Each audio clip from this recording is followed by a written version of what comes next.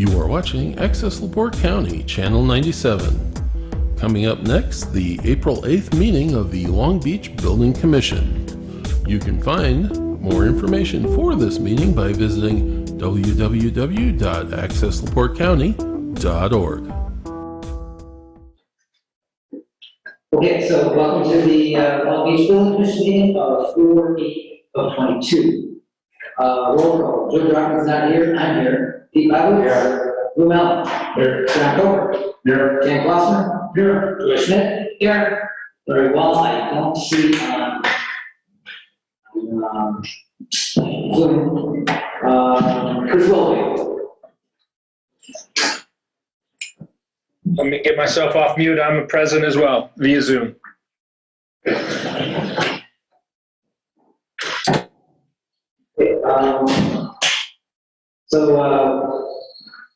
Need a motion to approve the minutes of the 4/1 meeting. So, is there a second? I'll second. Any discussion? All in favor, say aye. Aye. All right. And I guess since we have, we actually have none of our members on Zoom, so we can do just regular vote, so that's good. And then the minutes of the 3/11 meeting are not available yet, and or we'll figure out how we're saying them. The commissioner's report, again, I'll have to wait next month. So let's go through permit applications. And I think we want to do 1808 first, right, Lou? Right. Okay. Go ahead, you can tell us about that. Sure, this is a solar installation here by a company called Solar Energy. And we have invited their representative and Clint Chapel, resident of 1808 Lakeshore. Are any one of you guys here online?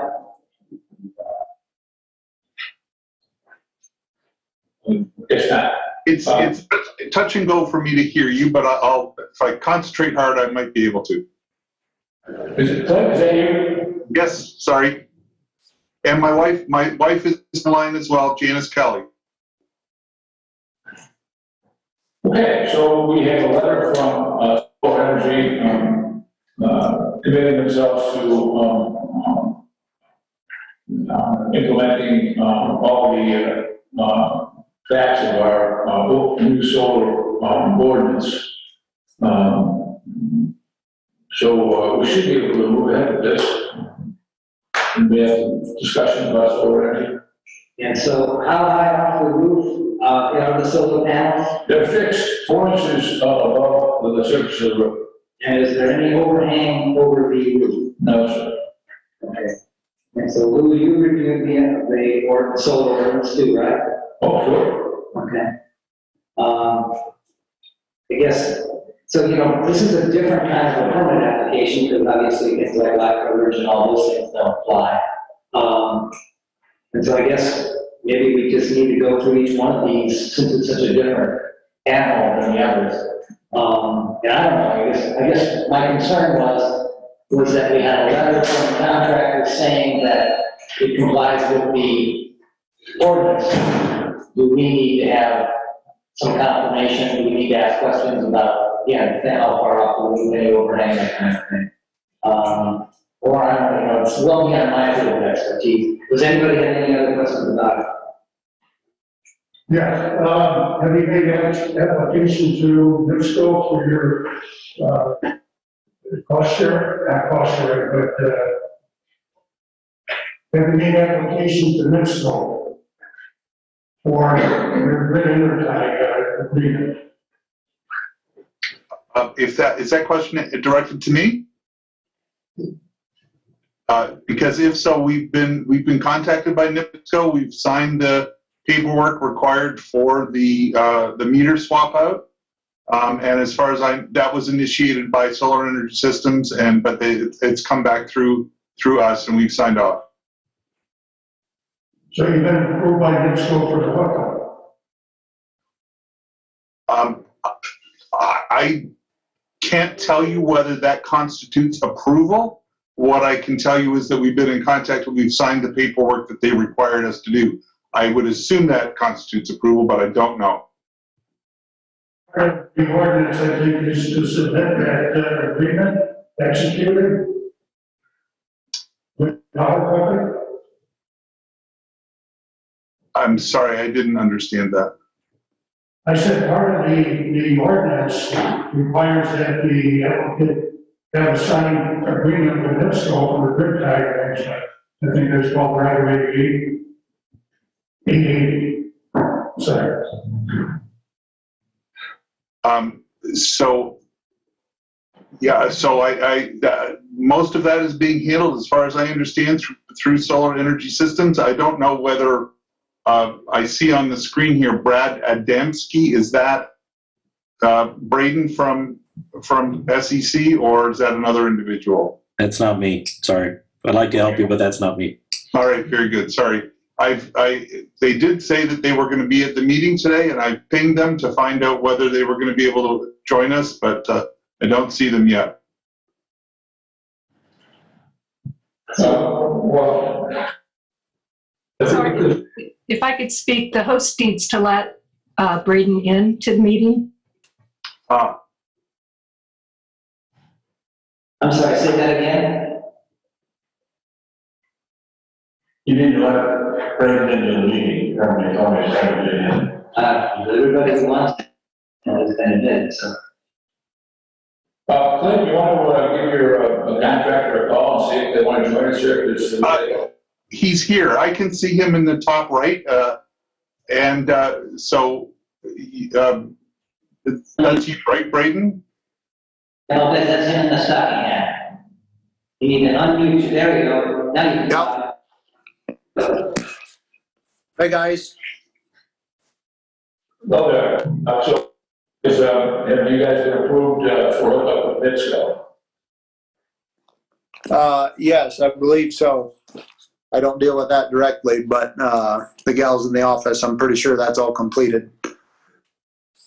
Braden, I have received communication from NIPSCO and signed a bunch of paperwork. Would that indicate that we've been approved? Yeah, that'd be the interconnection agreement. Yep. Yep. That will need to be submitted. So I would make a motion that we approve this permit pending us receiving their approval from NIPSCO for hookup.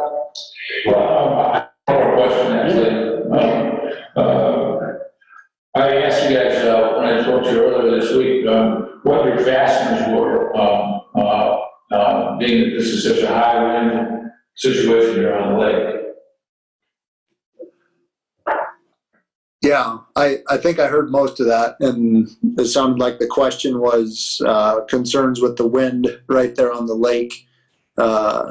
If I have my jobs correctly, this one, Clint, you have a rubber roof that we're looking at putting a new roof on. Is that correct?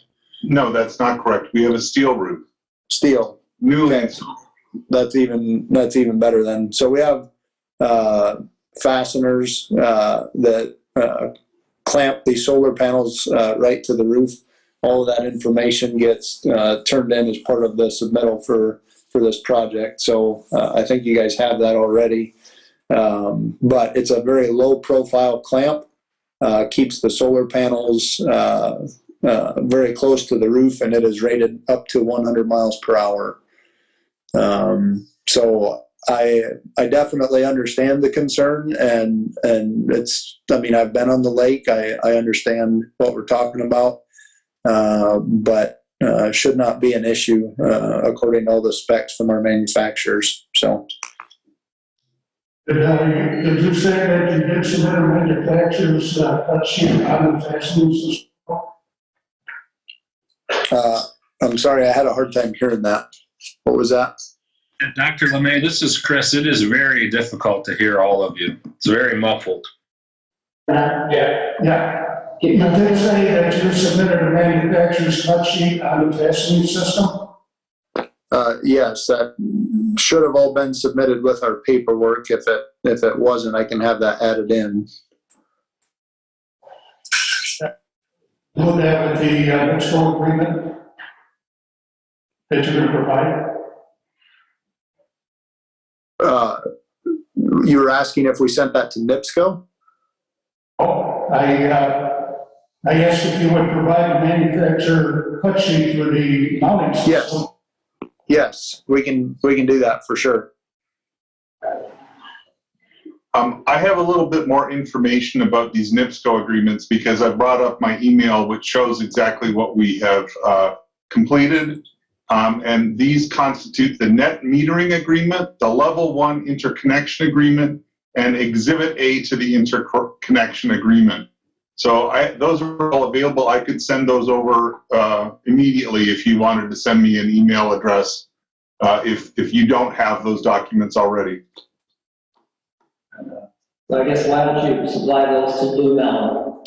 And then I guess I made a motion, and I guess I'd like to amend that motion saying you also need to see the manufacturer information. Is that correct? No. So once we receive those, then I think we can grant a permit. That'd be my motion. Is there a second to that motion? I'll second it. Any other discussion? All in favor, say aye. Aye. Unanimous. Okay, 1613 Indianapolis. This is our issue where we have the property that's in 2 jurisdictions. First part of the problem is the town of Long Beach would be granting a permit to do work in the jurisdiction of Michigan City. I had a conversation with Chris Willoughby. Chris, why don't you kind of sum up? All right, this is Chris. At your direction, I reached out to the city of Michigan City, who was also finds this topic to be, somewhat unique or novel. Not that, Pete pointed to an example before years ago that involved the county. I think we're both in agreement, both municipalities, that you're not going to be able to grant a permit. As it stands right now, you can't grant a permit to build on their property, a property within that jurisdiction, and vice versa. Skylar York, the city planner, was going to talk to their council. I've tried to reach out to them. I haven't heard back to them. I tried to reach out before this meeting to have an update on that, including some of the discussions we had is, whether we're able to take those small parcels within the town and initiate that process. So I don't have an answer for you in terms, or a solution, I guess, that would satisfy the homeowner, but that is ultimately where we are, kind of at a stalemate unless you are inclined to approve that permit subject to proper approvals that might be necessary from the neighboring jurisdiction. And one other issue that I saw in there was that it commented on 3.5 when I first got this, was I didn't see setbacks for the garage. It doesn't look like anybody saw that. There's nobody responded to my email. I got word from the architect that it is over 10 feet. Okay, so I guess, Chris, correct me if I'm wrong, but one option we would have then, if we don't see any problems with what we're seeing, would be for the town of Long Beach to approve this pending approval from Michigan City's building commission. Is that a reasonable way for the owner to? Yeah, or I guess what it does is allow you to help the homeowner to keep moving forward, and that's, spinning and continuing on your agenda. Short of there being a longer term solution, which again, we could all come back to that and address in the future if we need to. So you just need to leave open that possibility. For instance, if Michigan City agrees and we go through the proper process that, those 2 small parcels come within the town's jurisdiction, that you guys will revisit that to address, those other components of the construction project. This would make a difference. It would make a difference if the proposed porch and deck was entirely on the Long Beach property. Because that's I think that you have the jurisdiction to do whatever you'd like to do within the town. You just can't affect whatever's going on in Michigan City. So as long as they're in compliance, I think you can move forward. We just can't dictate or authorize them to build, I think that's clear, but I just want to clarify, to build on the Michigan City parcel. So, if everything is self-contained, you can allow them to do what they need to do, as long as they're in compliance with other, requirements that may apply to the project. Well, Yeah, but that would have to comply with the site setbacks, so, you know, it just doesn't seem like we should approve anything until ownership or the boundaries for this properties is defined. I mean, this is, I don't know what the ramifications down the line are, but we, you know, if this can be done on 2 separate parcels, each parcel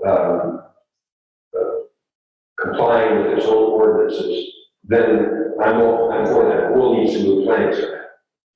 If it can't be, then we have to decide. I think maybe Chris and his people in Michigan City will decide what is the jurisdiction of these properties. In other words, that's the problem we ran into at Stop 31.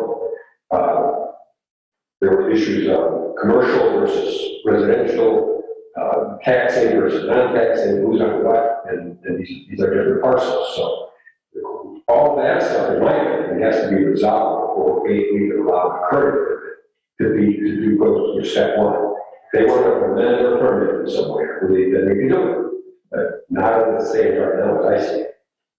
And Pete, this is Chris, just to clarify, are you saying that if all of it's within the town of Long Beach, they have a variance that might be required, but they wouldn't if it was all under one common, within the jurisdiction? Is that the crux for you? Well, what I'm saying is that if Long Beach were to somehow approve this as it stands, the permit request as it stands, and it's my feeling that this additional property should be acquiesced by Long Beach. But it's not required unless it's required to be part of the project, meaning they're either building on it or it's required in the calculations that they need to be able to complete the project. Because otherwise you can approve whatever you need to approve. They can own adjoining properties. You simply can't approve anything to be done on that other. So if that property is required to be calculated, that's a different issue.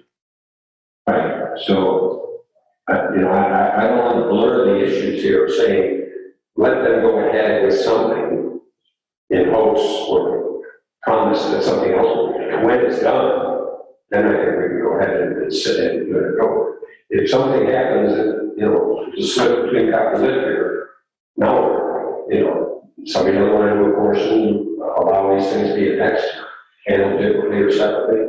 We need to have the legal issues resolved before we can allow any kind of construction to continue. The current permit is not satisfactory for building only on Long Beach residential area. They want to amend that, say they're going to do everything in Long Beach, forget like that thing never existed. Fine, but they need to submit that, to us. Yeah, I think I can talk to the architect and he'll be able to tell us, if this project exists on anything but Long Beach.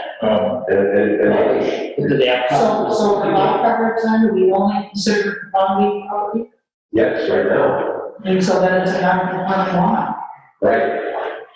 But then we're going to ask Michigan City to acquiesce the property, or whatever the term is. We would acquiesce. We would acquire. Right. But they would have to agree to that, and perhaps the county would have to do that. I don't know. But they're not going to want to give away the tax revenue. Every one of these properties that's part of the two jurisdictions. I mean, Michigan City's going to say, no thanks. Well, in the case of Stop 31, the county is mine. Right, but I don't know if they'll mind on this one either. I mean, they won't, for example, Michigan City won't put a street light on that corner, even though it's theirs, because they say it's Long Beach. this is on Michigan City. The whole corner is Michigan City. This can't be the first time this situation has arisen. Is there any historical precedence to draw on? I think it's done this every time it's come up before, that's my guess. Well, to answer Ken's question, it happened in Stop 31. You know where the Long Beach Realty old offices or whatever it's on now? That, there was a strip 100 feet wide. Or you know where the road turns, it goes directly down to the lake? Mm-hmm. Okay. If you continue that road straight without making the turn, that, all that property was supposedly in Long Beach, but it was never traced. It was never anything done. So what happened there is for many years, people were paying taxes on that, and tax people said that's Long Beach, so tax code 22 goes to Long Beach. Turned out it was never done. When it became apparent that what's that something in there, when the Wilson Beach stopped there with Michigan. yeah, some Michigan has 2 or something like that. When it became apparent that this property had never been officially added to the rolls of jurisdiction, we had to go through a process of what was called acquiescence versus condemnation and all, and what do you call that? Eminent domain. So that everybody agreed that it should come to Long Beach. And it went through the courts, it was officially added to the tax rolls. And that was the first instance I'm aware of where we actually recognized the problem that existed and it was brought into Long Beach. So I think, Chris could have been there, that it's possible that Michigan City or the county says, we don't want jurisdiction at a property, county, so, but it would come over to us through a process of acquiescence. It's a court process, and basically everybody agrees, sign a piece of paper, says, okay, you can bring it over, and now officially becomes Long Beach. That lot gets on that Long Beach tax roll, probably about $8 a year, because it's not informed. And then the next step would be, if that's agreeable, and this county owner would want to proceed, they would then have to combine lots. And then, from that point on, now you've got a single zoning lot, and the zoning lot now fits in with our ordinances. And then this permit, as far as I can tell, would be applicable. But until, of course, the only alternative made for them to get something going is provide a new amended permit that says we will fit everything in Long Beach this way. And as Joyce said, if it's a non-conforming lot, then it has to go to the BZA to approve that it can do those. So unfortunately, it never ends, but if you don't end it at some time, you end up with a problem down the road. Is it possible, Chris, to combine 2 lots in 2 jurisdictions? Or is that not legal? Well, it's already combined for ownership purposes, but it's not combined for the purposes that you require. So it's a little bit of unfortunately, a unique scenario because they're 2 different taxing units, 2 different municipalities. So they're combined in name. They're 3 separate tax ID numbers, and they can't be combined for what you would require them for to otherwise allow. So. Like I said, I followed up. I wish I could give a definitive answer, but I can't. And Pete's not wrong in summarizing the process. It's just a matter of what Michigan City's pleasure is going to be or not. I would suggest that homeowner lean on them as well. I've called and emailed a couple times. So I'm like I said, I had an initial conversation, and Skylar also needs to hear back from his representatives as well. So that's the best I could do. All the paperwork that the town went through was on file. I mean, that they went through for Chapter 31. And as I said, one of the issues, just to really get in the weeds on this, one of the issues that occurred was that when one of those properties was acquiesced, there was an easement granted by a person who owned property on the lake to a person who lived off the lake. And that went through court for many years, and it's still being discussed. So to avoid any possibility of legal entanglement, we need to do it now and get it over with. It's just, I can't say how it ever happened in the first place, but somehow in Charlotte Hills subdivision 2, was the next long editorial did not include that strip there, and that had to be rectified because it caused problems down the road. 200 feet, 250 feet, something like that, 100 feet wide. Well, this whole corner is gonna cause problems down the road. It's like, uh, This whole corner is gonna cause problems down the road for them. why do you think, you know what I said? Well, when they wanna build on those other lots, you know, they think they're Long Beach, Michigan City thinks they're Long Beach. And they're not. But Well, Sunny Village. well, you know, it is possible we could go down to the surveyor's office and the recorder's office and find what I'm surmising that area had been properly designated to being part of Long Beach and was never recorded somewhere. So somehow, you know, when they create the certain boundaries around the town, that's all legal stuff. You know, we annex this, we annex that, or something like that. There should be some trace on that particular property that says legally what happened to it. And the county recorder would know that. Or they should, you know, and if there is no record of it, then whatever anybody surmises just goes all the way back to the original deed. Where was it? Where was the last boundary? So, and if there, do you think there are more properties in that area? Well, like Sunny Village at 1704 Story, she has plenty of property on her lot that's in Long Beach to do what she's planning now, but she knows that there's a lot coverage issue, so I saw she sent an email to Deanna that says, hey, I own a lot next door too. Yeah. But that's in Michigan City.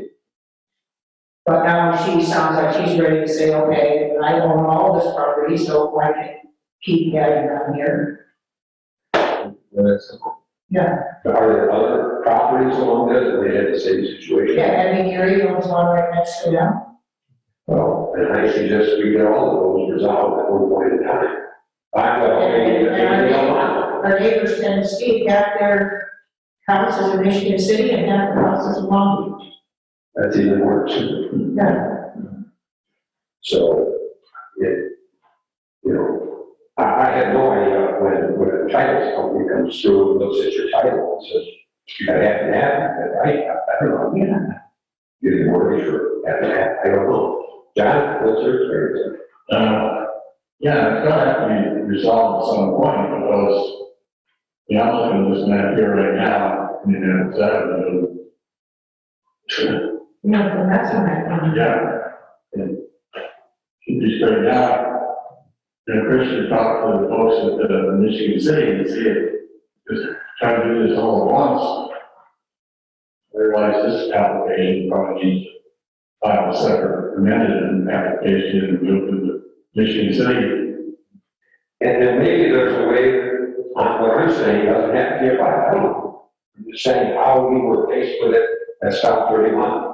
And at that point in time, it originally came up when the town issued a building permit on a property that was not in the town. Mm-hmm. Now we're forced to acquiesce it, otherwise it's trouble. And that's what happened. And that's why there was a mistake on the list. To Jimmy's point, we already have an existing situation where half the houses in Michigan City and half is in Long Beach. So what is being done with that? How is that handled? That could be a guidance. Well, they probably haven't had anything. I'll just say, for a long period of time, nobody gave a shit. Mm-hmm. And they just proved everything. We have taken the path over the last 8-10 years to say, you gotta follow the ordinance, you gotta follow the rules, and otherwise, so we don't end up in a situation like that. That's when the days ignored for 20 years. They did something 20 years ago, and there was a mistake. We got all sorts of violations that exist in Long Beach, property violations, people building on other people's property, that occurred long before we got to a very formal process of saying, we're going to approve this, we're going to have a site plan, we're going to do all this kind of stuff. So I've said in several meetings before, we spend 40 to 50% of our time resolving issues that occurred long ago. And now and what does it do? It ends up making homeowners upset, because they're the ones that problem. Their neighbors are happy because other people that they're blocked. And we're a homeowner, we have a problem. And just seem to see that half of the home taxes are paid in Long Beach and the other half of the home taxes are paid in, Michigan City, based on square footage. Yeah, my neighbor has 5 different taxes, 3 in Michigan City and 2 in Long Beach, and one of them, the only thing on that little piece is his mailbox. He pays tax. Yeah, and that exists, I know that exists in some places on the hill, that is like 31. People there on the lakeside of North Fork Trail. The subdivision comes right through their house, so they're paying taxes to something and taxes to something else, different entities, you know, you're right. It only presents a problem with us when somebody wants to do something in that property. And I don't feel comfortable ignoring it, because somebody is hurt and wrong. I don't know how they ended up selling those properties. And say, I didn't realize to buy the house you're talking about, when it's in 2 different areas. Who do you go to for building? Why are they going to, you know, Mission City, at the corner lot, or why don't they go to Mission City, say, can they build in Long Beach? They have the same problem. Okay, I've got one more question, Chris. If in fact, this plan, development is all on the Long Beach, lot, how does it, the lot become non-conforming, because of that?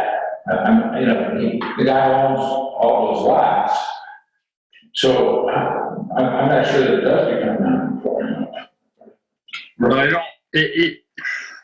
don't want to use that term very loosely. It might be non-conforming if it doesn't comply with the minimum requirements for square footage of a buildable lot under today's standards, but it doesn't make it not buildable, right? And so those are 2 different things in my mind. Does that answer what you're looking at? It may be non-conforming because if they're trying to do everything, if they're trying to do everything on that property and it doesn't fit, I mean, they have to comply. So if there's, you know, encroachments, if there's setback issues, there's lot coverage, whatever those are as a result, those are what would require variances. So to summarize this property, not the larger issue, but this property, our advice to the homeowner is you either need to get Michigan City to acquiesce the part of the property to Long Beach before we can consider it, or you can file an amended application if that makes your property non-conforming and you go to these things. Is that correct? Yes? We hate to say that, but yeah. Okay, that would be my motion. There's a second. So I'll say. Any other discussion? All in favor, say aye. Aye. Okay. So that's the deal. Okay, 1609 Indianapolis. Yeah, this is a 2 projects, actually, a fence in the backyard and the deck with a small amount of deck with a hot tub in the middle of it.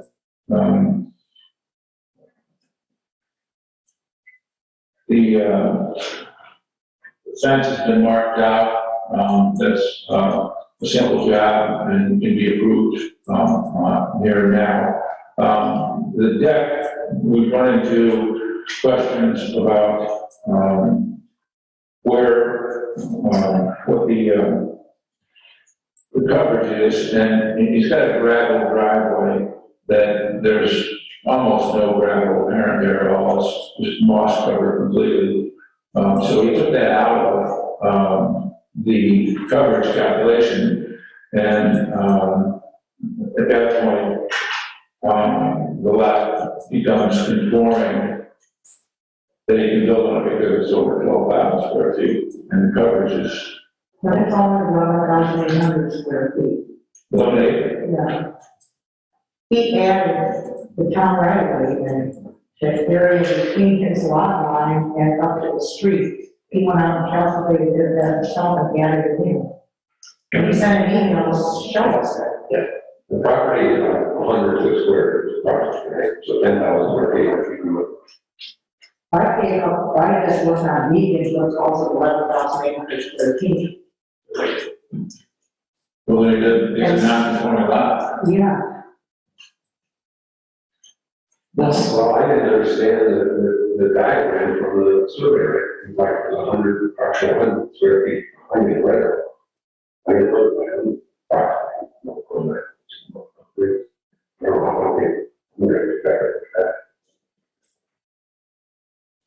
plus the non-conforming, not including this lots from the driveway. I don't think we can, But, you know, it's it's a a driveway. driveway, because it's a driveway, I mean, it's not like they're not gonna put it out on it again. Yeah, I think we made that point. All the time. Right, so then they had gravel in the driveway, they need a permit that gravel in their driveway. So that can be done. And Yeah, I hate to sound so negative, but, you know, I'm struck that no good deed goes unpunished. There's a way to get around us. It happens. And I just, you know, and our job is to try to make sure the ordinances are enforced. So I think they need to go to the PTA. That'd be my motion. Okay, so or, I mean, if they want to tear that driveway out completely with grass. Yeah. If you were to look at it today, if you drove by, I don't think you'd see any gravel. I know, it's their property, it's gravel, and because that's. they're not, you know, they can see it in summer, I promise. Well, They're, You'll see it now, so, you know, I guess, if you put mulch on it, then it's not gravel anymore, or, I mean. Yeah, right, yeah, we have not allowed, what they call those semi-permeable Right. bricks, I allow that. Right. We want natural stuff, you know, the options, wave it around, and then the park on the grass, but it's not bad. But they should, if they want to get rid of that, get rid of it, right? If it's not, if it's only dirt and gravel, then get rid of it. Otherwise, it's right. Could they just put sod over We've got sour, right? But now it's right, there are dozens of they're these. not gonna do it. That's what Yeah, It is. it's right there. And as I said, it's the town right away in their square footage. Which they did, 12,000, they got. I mean, most of their driveways in town. Absolutely, I mean, well over 2/3 is in the town, right? Okay, so motion would be to deny permit based on non-conforming lots. I'll second it. Any other discussion? All in favor, say aye. Aye. it? All right, 1906, that's your drive.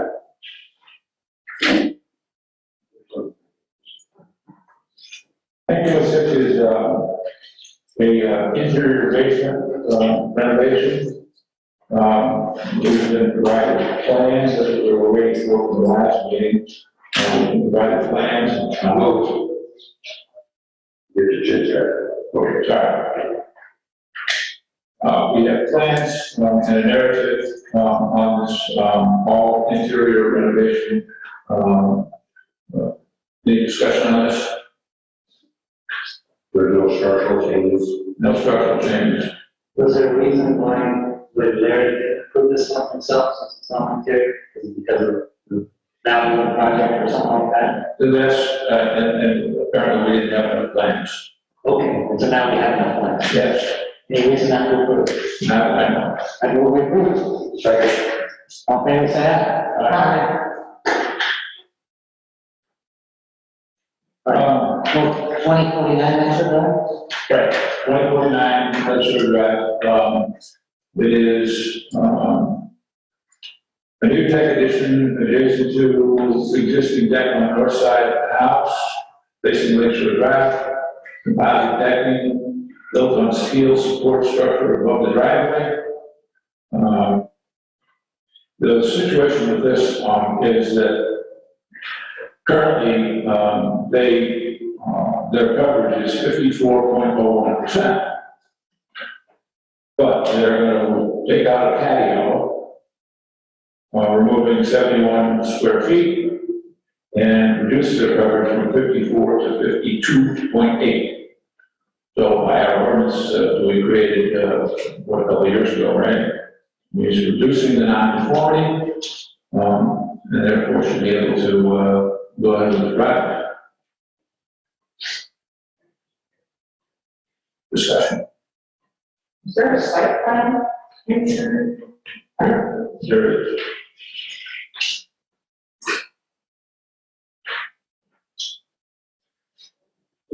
Typical Lakeshore lot.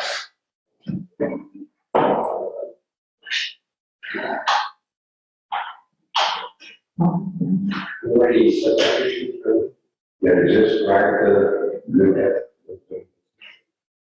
Now, there is, there is one place I think that, and we're discussing the tree.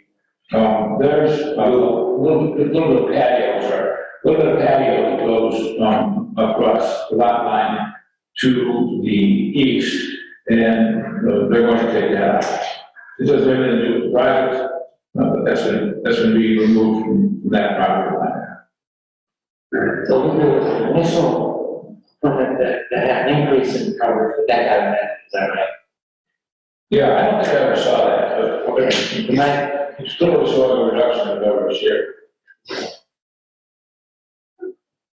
And this one was submitted March 21. Okay, and I got the second one. All I have on March 21 says the coverage is going from 57% to 60%. Right, and then I looked at the site plan on the second one, and I didn't see any difference in the two site plans. In fact, it looks like they submitted the same one. So I guess I'm kind of wondering where the decrease in lot coverage comes from. Yeah, I think that should.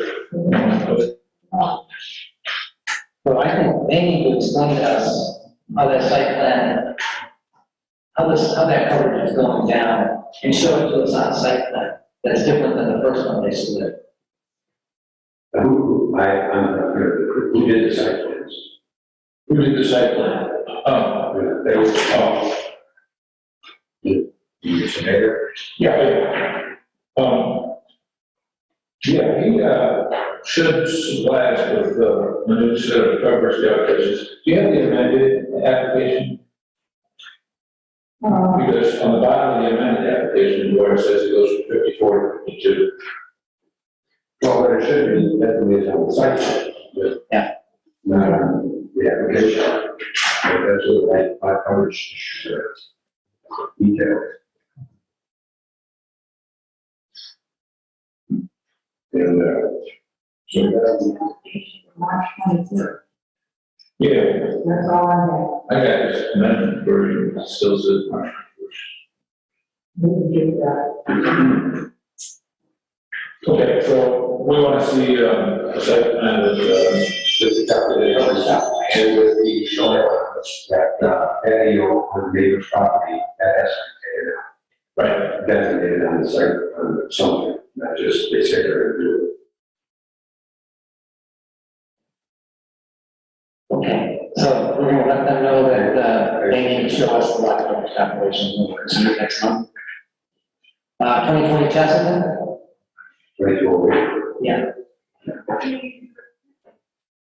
Are we on, SAP 16 here? No, 22 Chesterton, at least on the agenda first.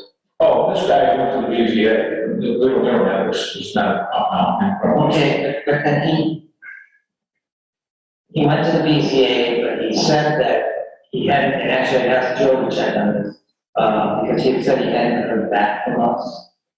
But I think he had heard back, it's been a while. I wrote a letter denying him, Okay, so he got a letter and, he's got the letter. okay, then I don't, he's before the BZA.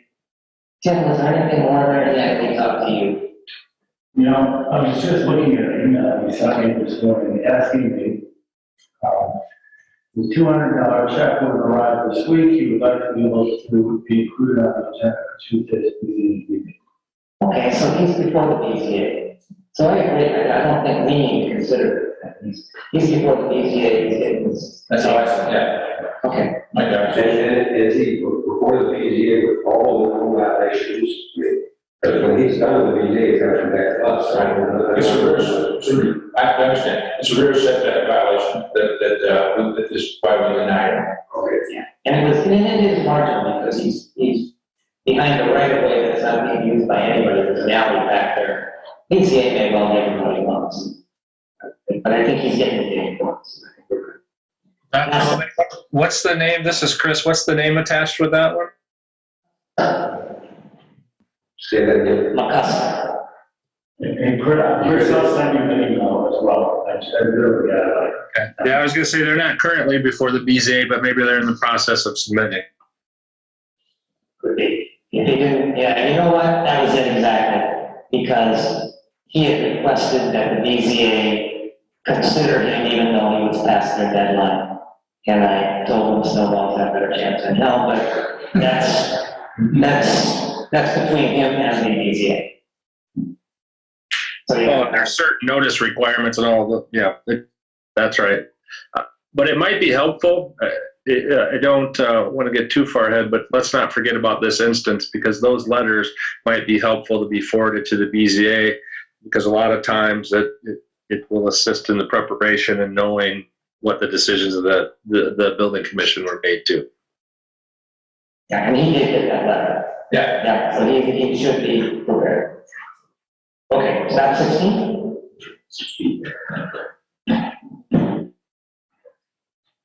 Step 16, right, Parks, wants to replace and repair existing boardwalk, with, a lot of 10 by 10 decking, 50 feet each access mat to run south on that installed last year. Altogether $3,500 project, which, the Parks Department plans on doing themselves. Discussion. I like it. Any questions? We did, Stop 16 residents came to us at the park board and asked for us to repair their stop this year. We told them we didn't really budget for it, but we would look into it for this year. We got a quote for replacing the decking that's there and the boardwalk, and the quote came back $18,000. Which really surprised all of us. So the residents came back to us and they said, with a proposal, and they said they would be willing to do all the work if the park board would fund it, and they went out and they priced everything, and for $3,500, they could do the whole thing. So we're gonna go for it. It's not actually a lot of the park board. Yeah, really. It could come work for us anything. What else can we do in town? They're being led by Dan Stecker, who is a contractor. He works at Stop 16 on Hampshire Drive. But, Stop 16 residents have always, taken care of the stop, so they're used to doing all the volunteer labor, and they're really thrilled to have somebody pay for it, so. They're saving how much? We are saving about $15,000. You get to work. Maybe that's Mr. Steffen's going to do the stop 22. I was 16, so no, I don't think so.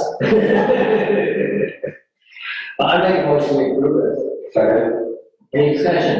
All in favor, say aye. Aye. Look, $2021. Okay, this is, a big project here. It's adding a volume, one-story, 312-foot frame addition to existing multi-level frame residence. Architectural prints, Ms. Blackbush, $150,000 job.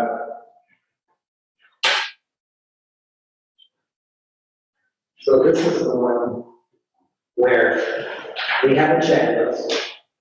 They had it. They didn't give us any coverage calculations. The southwest side setback seems to be something less than 29 feet. There's a new deck on the site plan that isn't mentioned in the job description. I think this is again, another perfect example of a building permit that doesn't give us the information that we need. And I don't think we should consider building permits that don't give us information we don't need. I agree, I wrote all my notes on this one incomplete. So I think what we need to do is tell them that we need that information, and can you add some other comments on there too? Yeah, the electrical part of the permit wasn't filled in. Okay. And, but that's a whole separate deal, fine, but it occurred to me that that was part of the overall application process. So, is there an separate electric application other than what we reviewed? Yeah. There is, okay, well, then we should have had that included. But, It's not that untypical for the electrical part to straddle along after the regular job is approved. And it's under another inspector's realm, and they differently. So we've accepted in the past to have it come in later. okay. But that doesn't, sure, right, yeah. That doesn't change the situation here. We don't have to cover calculations, and I agree with Joy, the application is incomplete. And just a general question, at the last meeting, we talked about what the process was going to be for data section on the forest. Where is that? That's on the agenda later. Okay, well, this is an example of that. And Yeah. Do you think we develop like a checklist? These are the sheetings that must be provided. Yeah. I know it's on the permit application, but there should be a cover sheet that says, if you are increasing volume, then this is what's required of everyone, even the guy who does it himself. And I think we also require that there be some sort of official document, not just a hand-drawn, doing this myself. Maybe ask for architectural drawing or contractor's drawing or something, that dimension. So before it gets even to us, I don't test this. My guess is that everything we're looking for here is on the architectural prints. So who does that? Well, Joe's got it. Right, but Joe and us, and we shouldn't have to go hunting for that. When we say, give us your lot coverage, they need to write it down. They shouldn't say, see the site plan or something. I mean, we have another one I can come up with like that. I mean, they need to fill out the permit. They want to build an expensive structure. The least they should do is fill out the permit. We're doing it, right? Agree. Right, so I'll make a motion that we not consider this one because the permit's incomplete. For a second? Sorry. All in favor, say aye. Aye. 1808 Lake Shore Drive. Where is it at? Who did it? Was that, Solar here. well, that was the solar, I'm sorry. Okay, the 1902 Lake Shore. That's stop work order, right? Yeah, that's Dan Cronin next to Lakokyu, who I believe is attending the meeting. I met with Dan Cronin's contractor, Jordan, and the concrete guy, Greg Deutscher, just shortly ago on Dan Cronin's plan to support the foundation of his patio, which became exposed when Steve Wilson was doing his excavation on 1900. Problem here is, I told these guys they can't proceed until they have the blessing of both owners, 1902 and 1900, because they will have to traverse 1900 to get to the wall at 1902. There's a couple different plans on how to support the foundation, and those will have to be presented to us once the residents agree to let the work go forward. Does any of the support work require being on 1900? No, there's already a retaining wall there, a new retaining wall there, and part of the plan is at this point, these guys are going to encompass that into the new retaining wall, which supports the patio foundation. So say that again, are you saying that they're going to use what was built in 1900 as a support for the tie-in to this? That's one of the things they're talking about. Basically, we don't have a plan yet. And we need to, for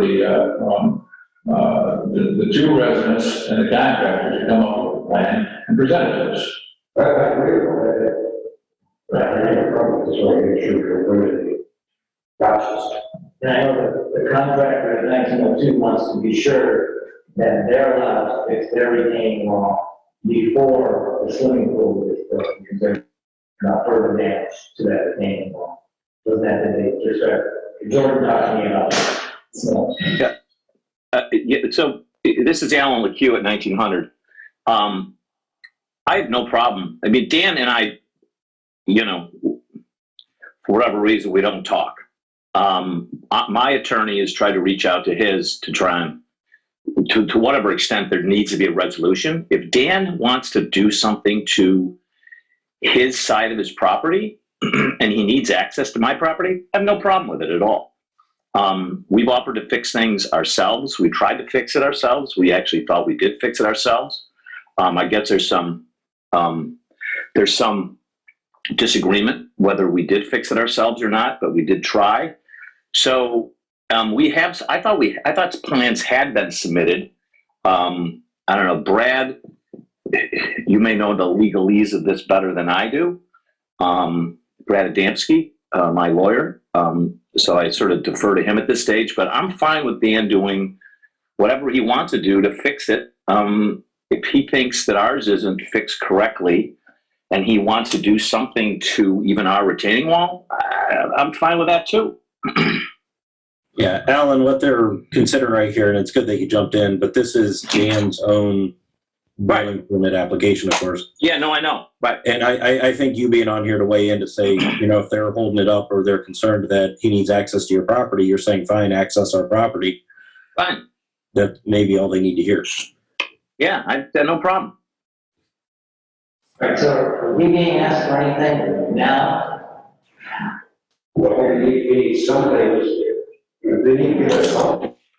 Identify what they're going to do, we know they were supported. Right, we're waiting for a plan to be submitted with drawings. So the access issue is between the homeowners, that's, Well, and perhaps the town council. The town council is going to, I believe at this next meeting Monday, is going to consider whether to allow the homeowner at 1900 and to whether they're going to allow them to access the beach through Stop 19.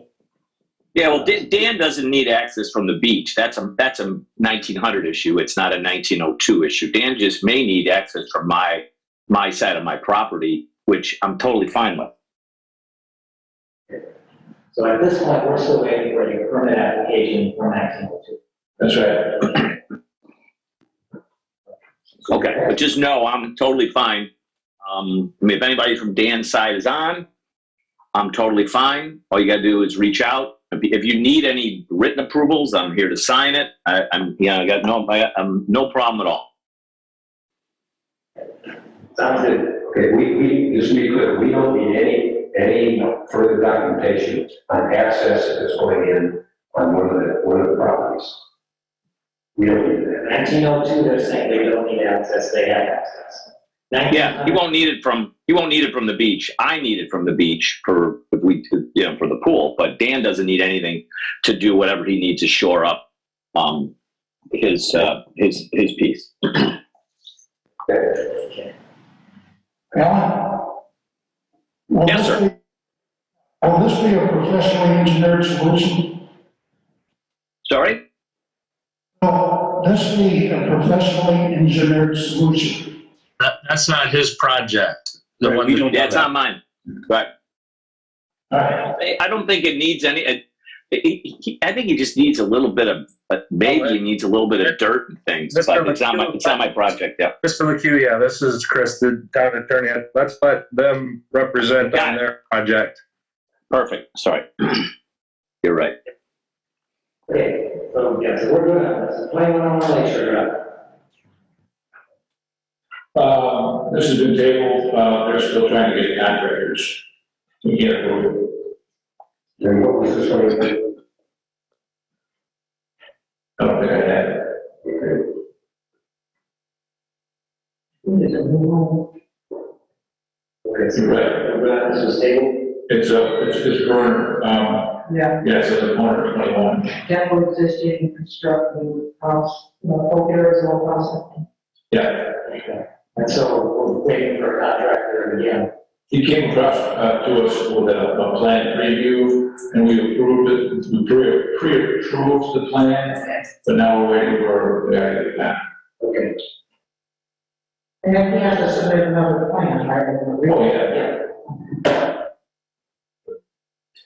2112 Avondale fence project.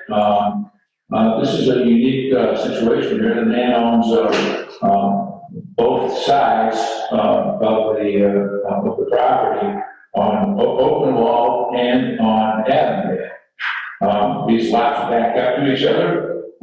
They have had the same fence running from both lots through each backyard for, looks like decades. It's an old fence. And their request here is to replace the old fence with a much nicer fence. I've requested the pins be marked and the string be run on the property line so that the fence will be put 6 inches away from the property line on both sides. And that's been done.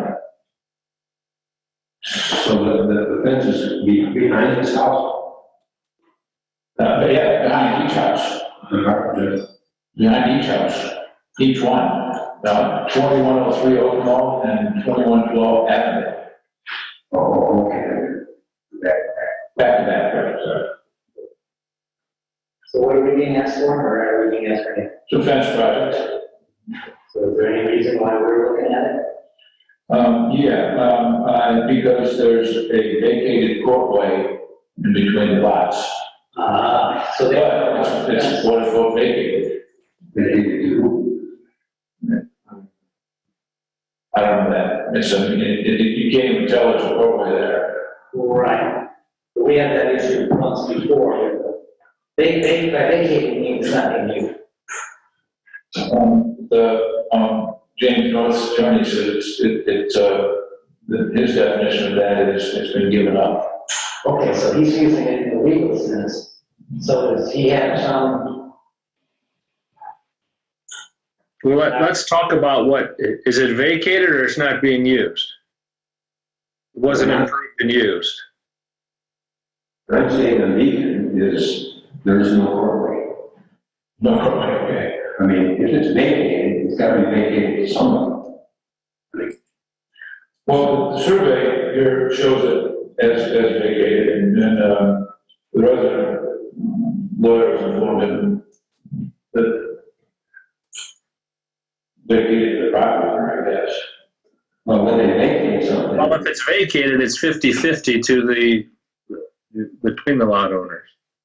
It shows that line, it shows the line right down the middle of the property, so that makes sense. Well, then the courtway no longer exists. So he owns both properties. Yes.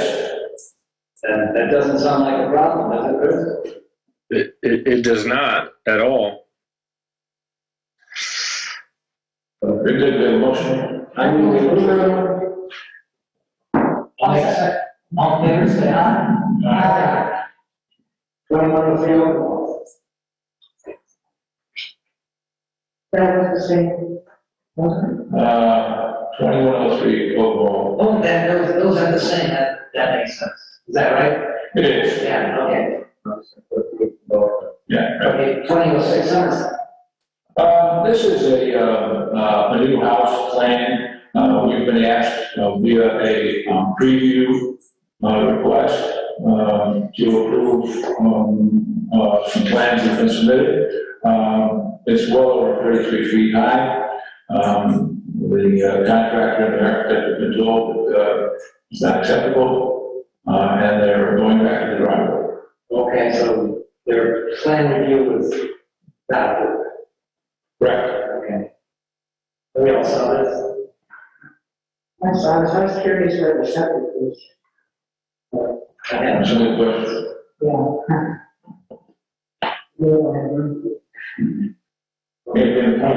We still have to know what the problems were, go back and run. Right. Yeah. All right, so 1805 number? Sorry, it's 2805. More than 20 Right, there's no 18 numbers, number. My fault. This is another situation where the guy has, no contract. So the project is tabled. Yeah. 2225 Oriole.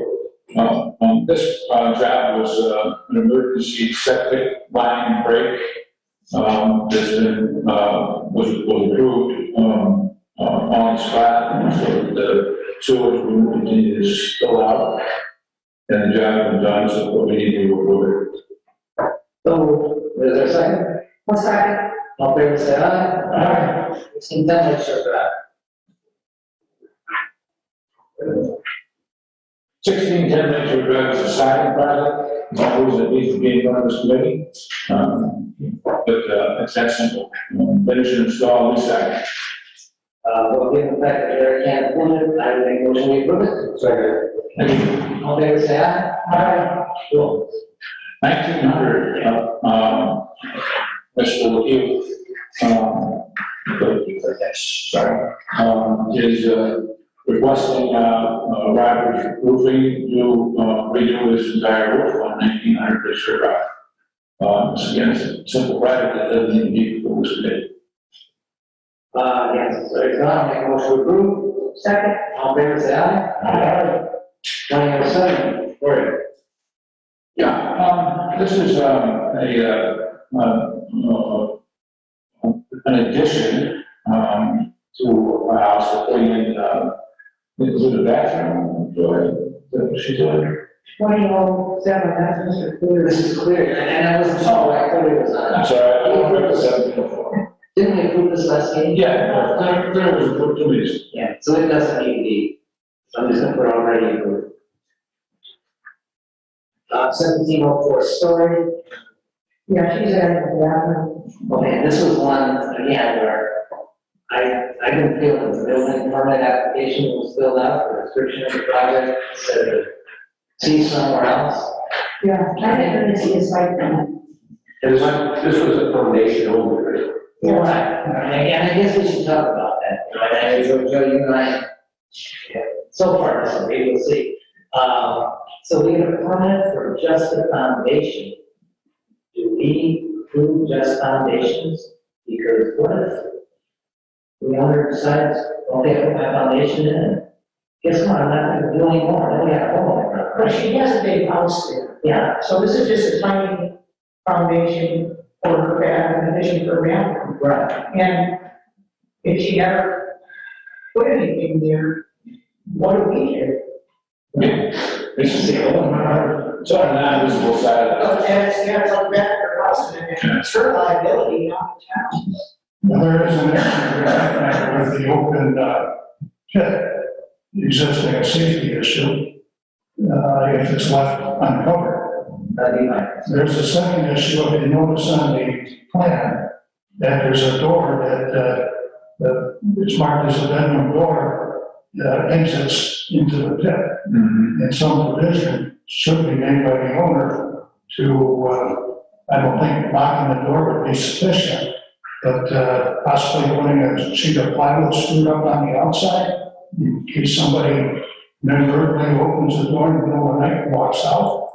And the second issue, of course, is the open pit, and the excavation contractor, at least by OSHA code, would be obligated to put up a temporary, orange plastic warning fence and deep warning. So, and the third issue is maybe there should be a time limit tied into the permit that they have 30, 60, 90 days to complete at least the floor covering on the pit itself. His problem is trying to find a contractor right now in 20 days, 30 days, it's almost impossible.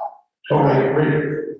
Yeah, that's definitely. And then probably they have the same problem of waiting to get a CN person in there, she's got somebody that's coming in now, Well, she that's- probably wants it done, Yeah. because if they go another project, might be another year for you, foundation, and so, you know, she's, anybody trying to build something now. Totally understand, it's so better to that. Yeah, And I totally understand the reasoning to get it now, strike all the way on top. Yeah, she's got a contract lined up for the foundation. It's just a problem. Yeah. Yeah, but I agree with you, the snow fence around the wall is a good idea, we should request it. Secondly, I'll make mention to her that, well, look at the door situation in the The bedroom. door should be locked off. Yeah. Was there a third thing? That's for her own protection. Was there a third thing that came out? The fence around the pit, the door, was there a third? The timeline, Okay. the timeline. I totally understand on that, piece of availability of contractors. Yeah, and they're planning on doing, they're doing yourselves, they're planning on doing that. I did. If I can throw that, Also do it yourself. the design, What's the problem with the contract? Well, only the concrete contract. She's designing it herself, they are a design firm. Okay, so, but we do need it, do we have a plan for the foundation? That's a off-site. I'd say, That's off-site. Okay, we need the foundation outline, plan, that kind of stuff. See, that's the other thing, it's the permit application, okay, so I understand you want to spread the Aaron's not. But on the permit application, description of work, see attached invoice for details. No, I'm sorry, tell me what you want to do. So as far as I'm concerned, this is an incomplete application, and we need to see a complete application. okay, well, I have a site survey, and I also have a drawing here as to, what the, cross space is gonna look like. It's 9 feet 10 inches and 8 feet going the other way. This was all submitted to us, it was a rather lengthy printing job. The other thing Jordan pointed out earlier is that part of this property is in Michigan City. Oh, no, this is not the one. She's got a ton of property, and then she's got an acre and a half that's in Michigan City.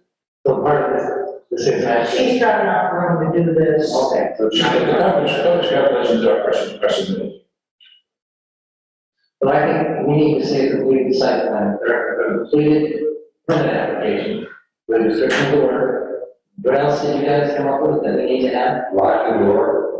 The door fence around the foundation, we're gonna move just the foundation. And is there anything else? But then let's get that. Timeline, What's that? timeline. Okay, that's right, some kind of. Well, she's gonna have to put an application into that. She'll have to put an application in that. And you have a certain amount of time anyway, correct? And then if you can't make it, then you can't ask for an extension. Well, except that all we're doing is foundation to do this. Right. So, the timeline would be, give us so much time to get the foundation done. I don't know if we can put a timeline on finishing the rest of the projects if we have any approval. Can we say she has to submit the additional permit within 90 days? No, I don't agree with that. I think the point is to get the foundation in the ground now, based on the availability of the contractor. And under what opportunity to make this through. So, I mean, with the foundation now, we'll give her 90 days to put in a permit to finish it. Oh, yeah. I do want to plan to say 6 months, Okay, never mind. but the timeline is a good idea. 90 days. Okay, so, you know what, tell her that what we need to see. So we I can do. do this now. That's what, that's what Who's that writing?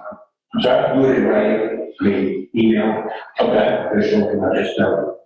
sure, but the 2 things to mention there, otherwise, I have everything here, the site survey, and the coverage calculations, and the drawing of the foundation. I don't want to go back and say, no, because we didn't have stuff, when we actually have it. Well, we didn't fill out the description of the work, so That's a problem. See the invoices, just, that doesn't work for me.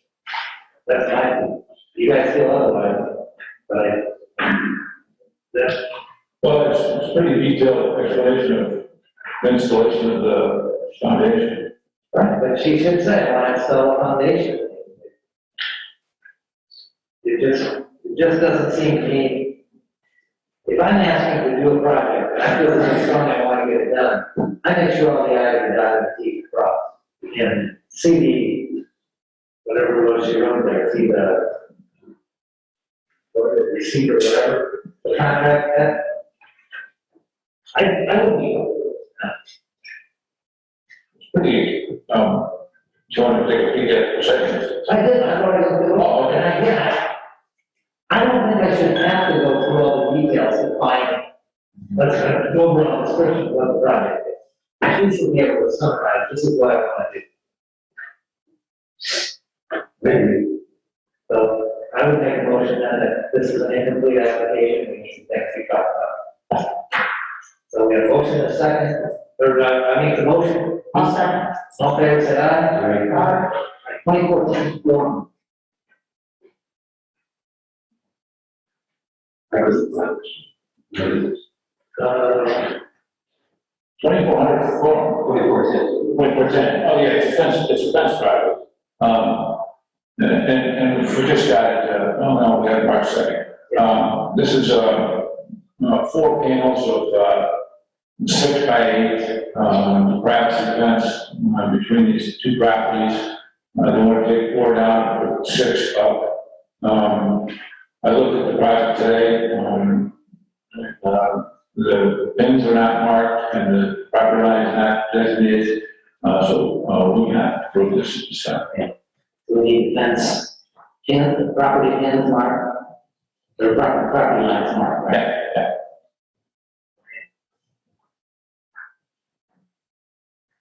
Are there any others that you have that I have dealt with to start new business? Yeah, I've got just a couple more here. The 2919 Roswell was moved, right? Just to move that. 2919 Rosslyn, yeah, yes. And that's just a move, we should. Yeah, we should approve Okay. I will approve it. Second. All in favor, say aye. Aye. Okay. 2104 Lakeshore Drive, is a landscape project, Dan Healy. He's going to basically restack the limestone wall, add new plantings, reset some patio blocks and walkway. No additional coverage in any way, shape, or form. It's planned for the project. Discussion? The walls going in the same place? Same place, restack. Move to approve. Second. All in favor, say aye. Aye. Last one I got here is 2509 Lakeshore Drive.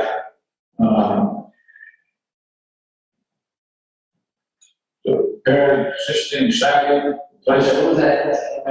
2509 Lakeshore Drive. Siding, deck replacement, and fence removal. No increase in coverage. Not very detailed application here. Good.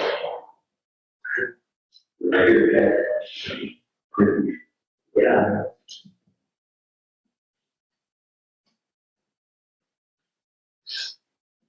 I haven't looked at the project, but my guess is it's simple, not needing to be in front of the commission, but again, I haven't looked at the project.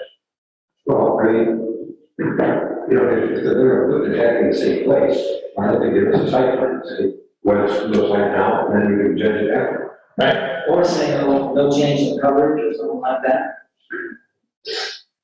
If we can confirm that there is no change in coverage.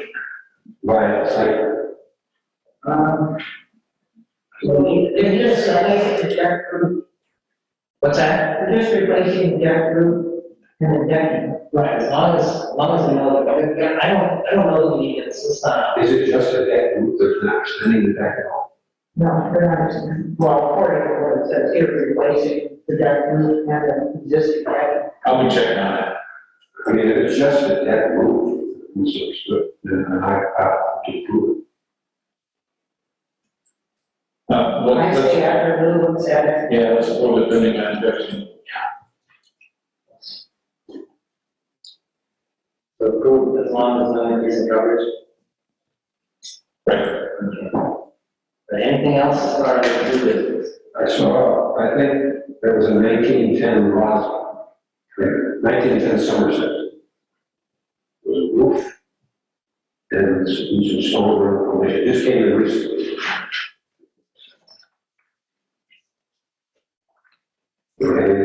No. Okay, so it just came by email. So I forget it. Came in too late. Just, okay. All right, 1802 Lake Shore Drive. That's Tim Fisher's. Yes, sir. So you have a permit application, you told me you have submitted or not? I did submit, yes. Okay. I don't know, did you come here then? I think you I think it just said one. This morning, I understand. Okay, so the issue is, you want to make the driveway situation better, right? We're not, so we all have had too long a history with this, and I absolutely behaved appropriately for a long part of this process, which I do apologize for. But after 3 years of back and forth, I still don't really have an idea of how to fix what's not right. And I know Larry is not well, and that was an identification, but we've been trying to get together for about 9 months to say what to do with this. I don't want to swear on camera, but buttress, and I have other adjectives for it, but, saw everything off, and I had a 5-foot jump from my house, what happened then, the stairs, how big the stairs gotta be, there were stairs on the plan. I'm, in the early days, I was kind of a defender of my contractor, who was turned out to be not maybe the best contractor based on some of the other residents and issues we have out here, and I couldn't find that out. But in the meantime, I live in the house, and my driveway is all construction rock. That rock is all really sure rock, it's a mess. And I talked to Huey about taking away the rock, putting it back to the original grade that it used to be, rather than this big hill of rock, which I think everybody wants me to have, that, probably graded lot. And once we remove the rock and put the area back to the original grade, the thought was that you would replace the rock with, I forgot the word you used, semi-permeable stone, and which wouldn't cover any more area than the rock currently covers, and which would be the proper grade. And then, once that's done, at least it'll look better, I want to rock on, make sure drive, and then what else needs to happen after that's done regarding sawing off the buttress and moving stairs or not having stairs and whatever, I'll wait till they're telling me to do that. In the meantime, I want to get rid of the construction rock and replace it with the UV landscaping that will look a lot better.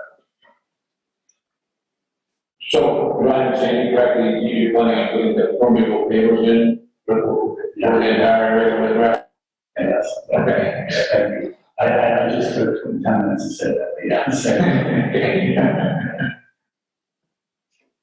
So, and we go to continuing issues with buttress, parking places, and what was the other issue? I don't know, there's a lot. There's another issue, there's at least three. The grading is, but by fixing the, by So taking this will actually fix one. Yeah, this will fix one of those issues. Have we seen what has been proposed to be done here? I have not. I just see what the solution is. You know what, we've got a special meeting scheduled for, what was it, 2 weeks. 2 weeks from now, this week for 2 weeks. Sure. Let's do that, because Well, you can really give you a plan on how to do it, right? Let's make sure it's on the agenda. Does your permit have a layout, what specifically can be done? Just what I'm saying, returning it to the original grade, it's not sufficient. I want to see architecture, what's being done, structure. Well, I know, I was about to make a big comment a little while ago about how important it is to have a complete permit when the energy gets it, so that we don't waste your time. I didn't say that, because I was worried that my permit's not complete, so my permit is not complete, and I'll get that drawing. Who's the contractor? And You, okay, so have them draw what it's going to be. I think that would be a product cut sheet, a cut sheet, product reviews. sorry, what cut sheets? Cut sheet is a drawing and lists all the specifications of the product and what product usages and so forth. Okay, I'll request that. Yeah. Specific question would be what the board can debate, how was the board constructed, either side. So I'll have them start, Sounds good. And Chris, as far as you're aware, there's nothing new happening with 1802 Larry's Union Hospital, right? There is nothing that I've been made aware of. We'll maybe discuss that again at the meeting in 2 weeks, which we can have, probably best to have that meeting after the hearing, right, Chris? That discussion. Yes, but I do want to remind that this, the solution was previously decided on. But yeah, we can figure out everything after that next meeting. Okay, well, Chris, on the illegal beach stairs, we were there.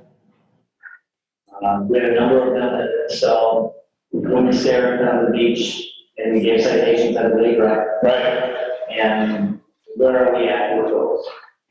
We just need to take action on those. So if you're inclined, I will confer with Chief to see what he has outstanding. And I mean, I know he's compiled that list, and again, if it's your pleasure, we will send those final 10-day notices that the town will either take them out or pursue action. We will instruct Chris to do that. Summer's coming, we want to make sure that beach is, as good as we can make it. Is there a second? I'm sorry. You know what you said? So the motion was to have Chris, send the 10-day letters on the beach, illegal beach stairs.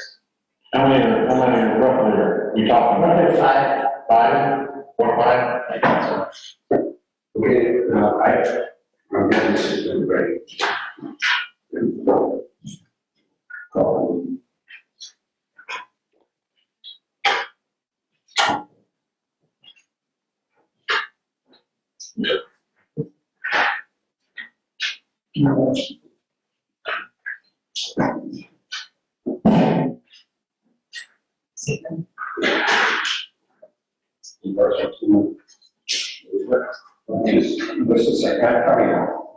What's the citation? Okay, yeah, so we can do these, as we go down these, we can, because I've got to listen to them here. Unless you want to go down here, listen. No, well, yours is different than mine. Well, some of them may overlap, but we'll see. Okay, but what I have out is what has been presented to, and I'll give one set to you, Chris, if you want to have it. It's the list of citations that were initiated with Chief Swissack. And they're the ones who are monitoring this process when they each is better. For example, what we're talking about, illegal beach stairs. But not my understanding that citations were issued, but then I can't find one here. The question is why? Because they should, somehow they should be presented to Chief Swissack after a certain period of time. It got presented in March. Then we should want to go, but down here. Okay, so the question is why? This is supposed to be where we direct the attorney to take further action. And if they're not in here, it doesn't happen. So, Lou, you still have a list of those on each there? Yeah. Okay. And you got the citations too, right? On my computer, yeah. Okay. If I scan, copy it, and send it over to. So what we maybe need to do is, since they're not out here, this is from the chief, right? Maybe we need to send those to the chief and say, where are these? And I think that's what, Lou, correct me if I'm wrong, I think you and Chief recently, because Chief's office, as part of his duties with being administrator, is keeping a running tally of those and then touching base. So, I mean, under old process, all of them may not be, we're working to catch those up. But I think that the new process has what you're asking to be accounted for. Correct me if I'm wrong on that, Lou, but I think the chief's new spreadsheet and the way that his notifications are set is helping you out and intended to be able to also give regular updates to the building commission as well. And I agree with what you're saying in principle. The issue is we've got citations listed here all the way from March 9th, November 19th, 21 through March 15th, 22. And those, I know some of those stair citations were issued in the last month, and they're not under. The question is why. I haven't issued a stair citation. I thought you said they, citation. Last summer, Yeah. I got a lot. Yeah, it's like right there. Gave Lou a list. So we just had there's the one, the Shin Road. I think it was Doyle's property, is that what it was? I haven't been there. Oh, I know. But there are. Maybe the stair ones were before November. I'm sorry. The stair ones that we had were before November. This is a list of them. But this one just happened, well, But Blue hasn't cited. what we need to do is make sure everything that you have issued a citation is on this list. And that it's somewhere in action, you know. And if you have made the trip down the beach on that one, that's a good one. That's what we talked about last week. That's a huge one. That's a spirit. That's but yeah, it's like you both, they both up there with that's the issue. And stop work order to me, I thought stop work order was issued. Stop work order necessitates a citation. At 2,500? Yeah, so It was a 2,500 lot, yeah. I didn't actually stop work order well. It was already done, right? And we permitted the project. We didn't permit stairs. The permit was not the stairs, no. So that's what we talked about last meeting, is that right? Right. Okay, and so that needs a citation. Right. Stop work order would be silly because they finished it. I don't know. Those have to take me, so we'll see. Yeah, so we need It's to. not done, it's just stop work. And then as far as those other illegal beach stairs from last summer, you're gonna ask the chief why those aren't on the list, right? Because we need Chris, we just authorized Chris to take action on those. Yeah, we're not on the list because I didn't give it to him, and he didn't ask for it. I mean, Mark is a great organizer, he's doing a lot of this process for us here. But I only do what I'm asked to do. Okay, let's give him, I'm going to ask right now, anytime you issue a citation, it's got to be recorded somewhere that we can see it from the building commission. That process is clear. yeah. Okay, so then any citations that you issued that have not been resolved need to appear in this list. Every citation that I've written has been scanned and sent to every building commissioner. Yeah. Since I started 5 years ago, so. Okay, we have a list right here, it's on October 12th, 2021, of over a dozen citations for beach stairs alone. Okay, And but some of those didn't go to Mark Swistick because it wasn't in. I don't think any of it did. Okay, so can we send them all to Mark Swistick then? Yes. Okay, that's what we're doing. Yeah, this is Chris. I will work with Lou and Mark and make sure we're all on the same page. I mean, but to Lou's credit, he has sent those historically, but to make sure that all of those citations and those that are still applicable get into the new system and are processed and tracked I will work with them to make sure that it's done. But, as Lou said, he has copied everybody, but make sure they're not lost in the shuffle. We can make sure that gets done. Okay, I just want to make sure, this is the controlling document. This is the one where all the information should come together. So this is the one that has to be completed. And you're the one who's issuing it, so you gotta make sure this is happening. Yeah, but the Mark has it set up, so I present the citations to him and Renee, populates this spreadsheet. Okay. He's very good organizer. All right, so that's good with my, Pete, did you want to go down this list on yours, or? No, the only issue here, as far as I'm concerned, once it's on this list, it's no longer the issue of the building commission. Right, and it's the issue of the attorney or town clerk or something like that. Yeah. You have to get the process going, and for example, here it says citation number such and such, 1218, date issued, a big issue, okay. X number of days beyond the date issued, then it should be turned over to the attorney. Whoever turns it over should be suspects. Whatever we decide, 9 days, whatever it is. But just like you get a parking ticket in Chicago, at some point in time, it's somebody else's ballgame. And once it's on this list, it's somebody else's ballgame. I just want it on this list so we know what's going on. All right, so let's go down my list and just make sure we got Chris here. So 1612 Indianapolis, anything new with that, Chris? There is nothing new that I have. It's just between Lou and I need to. Sorry, I broke up there. Lou and I still need to cross paths regarding that. And that needs to get on the citation list. 1612. Chris, would that be another one to add to send? Sorry. You paused there. I can barely hear you. 1612 would be another one Lou needs to send to Mark's list. Yes, and what we needed to do was that summary of what has or hasn't been done, so that doesn't get lost in the shuffle. And I think at the last meeting, I think Lou and Joy, we're going to get together with a kind of time like that, right? Isn't that what we said? Oh, on 2600? 1612. 1612, oh. Why, Been going on for years. Joyce been actually involved in that. Everything's done except they gotta do it.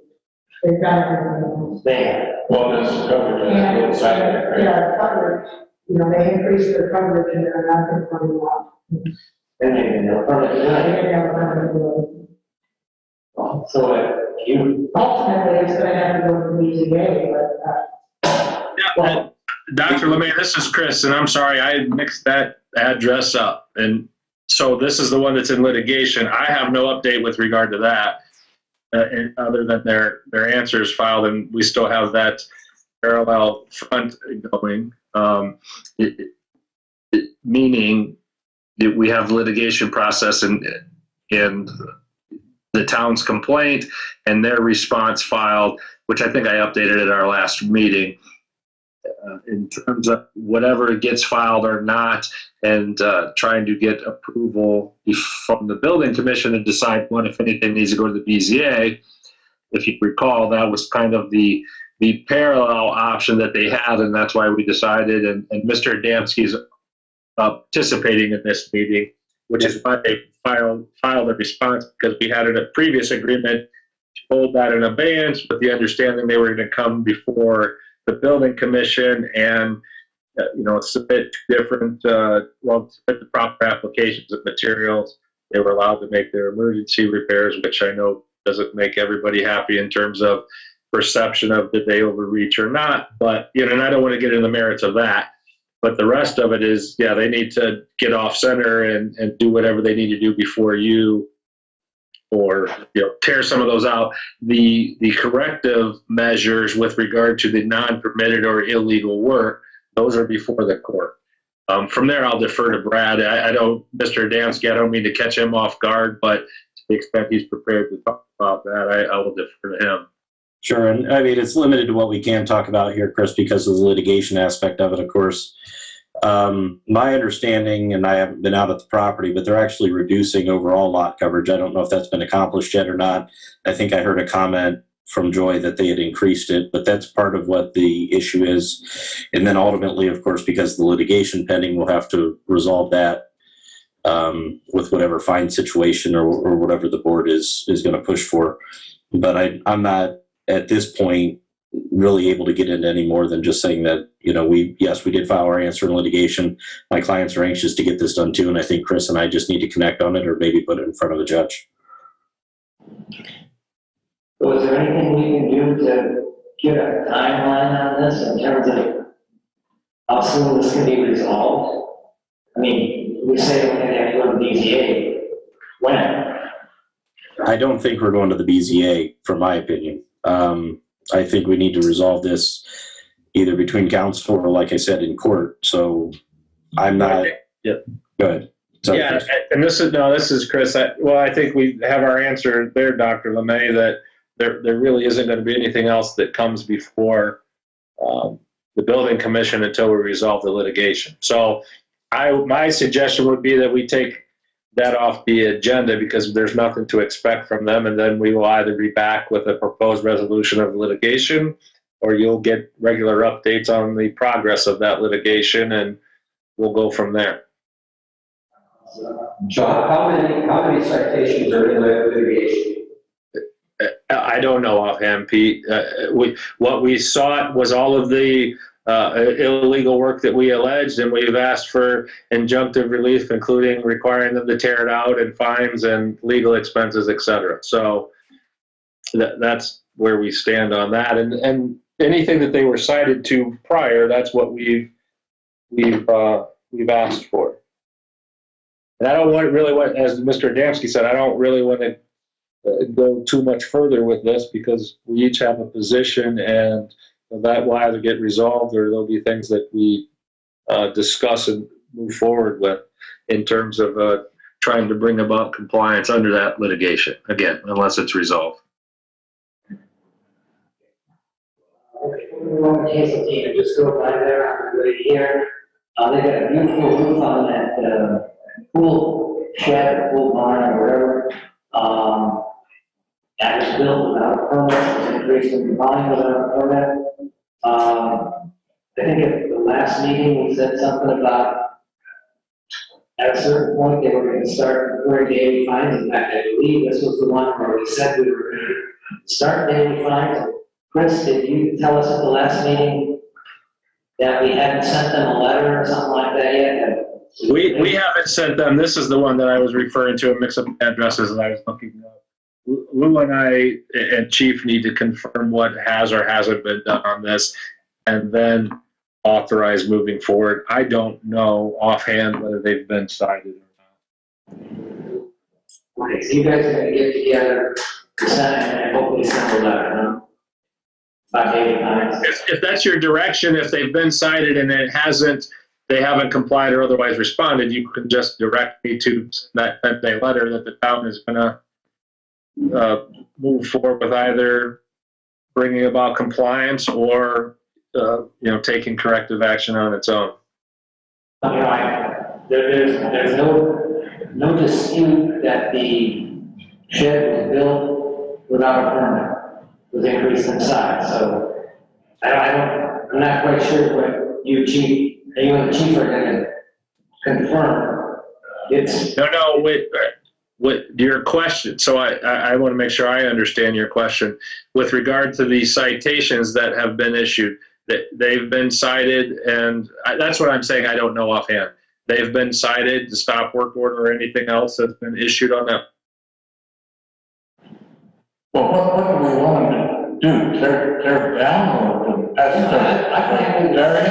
would shave it right across the top. It's up to me, But I mean, what is it really? Are we going to get a variance from BCA or what do we need I think that's what we need to ask for. to stop the fines? Just stop the fine? Yes. To stop the what? Fine, $100 a day or whatever. Well, I don't think that's even started yet, has it? No, but I mean, at some point it would. Right, Well, So that's what I'm asking Dr. LeMay on it. I mean, if they haven't been cited, they need to be cited, right? So that's the question. And then two, to John's question, you know, I think all of the above are the potential corrective actions. What you ultimately decide, well, I guess what the point is getting their attention that there's an issue, first of all, and informing them there's an issue, and then being able to discuss what the resolution is. Obviously, ideal is 100% compliance with the code, you know, and just also determining why they built without a permit, and, you know, were they told they could, did they just do it, and bringing about compliance. You know, again, I'm not litigious first. I'm not for spending the town's money and suing people and racking up all those fees until or unless required to. In this instance, it's your pleasure of, you know, what you want to be done, which starts with determining what citations and has it been, you know, those fees, and informing them that they accrue daily, et cetera. Somebody going to talk to the architect on this? Yeah, we've been down, we talked about a lot of things. I mean, how did they end up building this thing? We talked to the architect, and she provided plans after the fact for the little house. Yeah, well, Did we ever see them a citation? No, you didn't give us that, you said you did. no, I did not. You need to give them a citation now. We'll do that. Okay, that needs to be, that's first step, right, Chris? Well, it is. That's the point I'm trying to make is, I mean, are they even aware that they have a problem? What is what is the name on the owner of that property? Duffy? That sounds right, Duffy, yeah. All right. Yeah, so I mean, that's the starting point, and again, making sure they understand that there is a problem. First step, you need to issue them a citation. Chris, this is Brad Adamski. The Duffys have reached out to me. Obviously, word got back to them through their architect, Heidi. So they are aware now. And obviously, I'm here at this meeting not for that purpose, but I can relay back to them that it was discussed at that meeting. And then if there's any sort of citation issued, obviously, Chris, if you could please copy me on that or follow up with me, then we could get this addressed. I'm sorry, I didn't hear that. Issue a citation, and we'll get to Chris. Correct. Yeah. And Lou, this is Chris. So Mr. Adamski's been hired by the Duffys, so, you know, they're informally aware, but when you issue that citation, that'll give us the ability, and it'll define their issue for them, and hopefully we can get it resolved. Thank you. 1401 Lakeshore Drive. Anybody remember what that is? What's on that list? Is that pretty, no, that's 60. 1401, you said? Yeah. Is this the driveway? Is this a new house? That approval? No. Pre-approval? Got it listed where where I got the issues, you know, legal issues. But This is the total replacement of two front upper windows, aluminum siding, removed, replaced with vinyl siding. One year. Was it real girl was there? I don't know why it's even. Yeah, it's a real deal. That's all.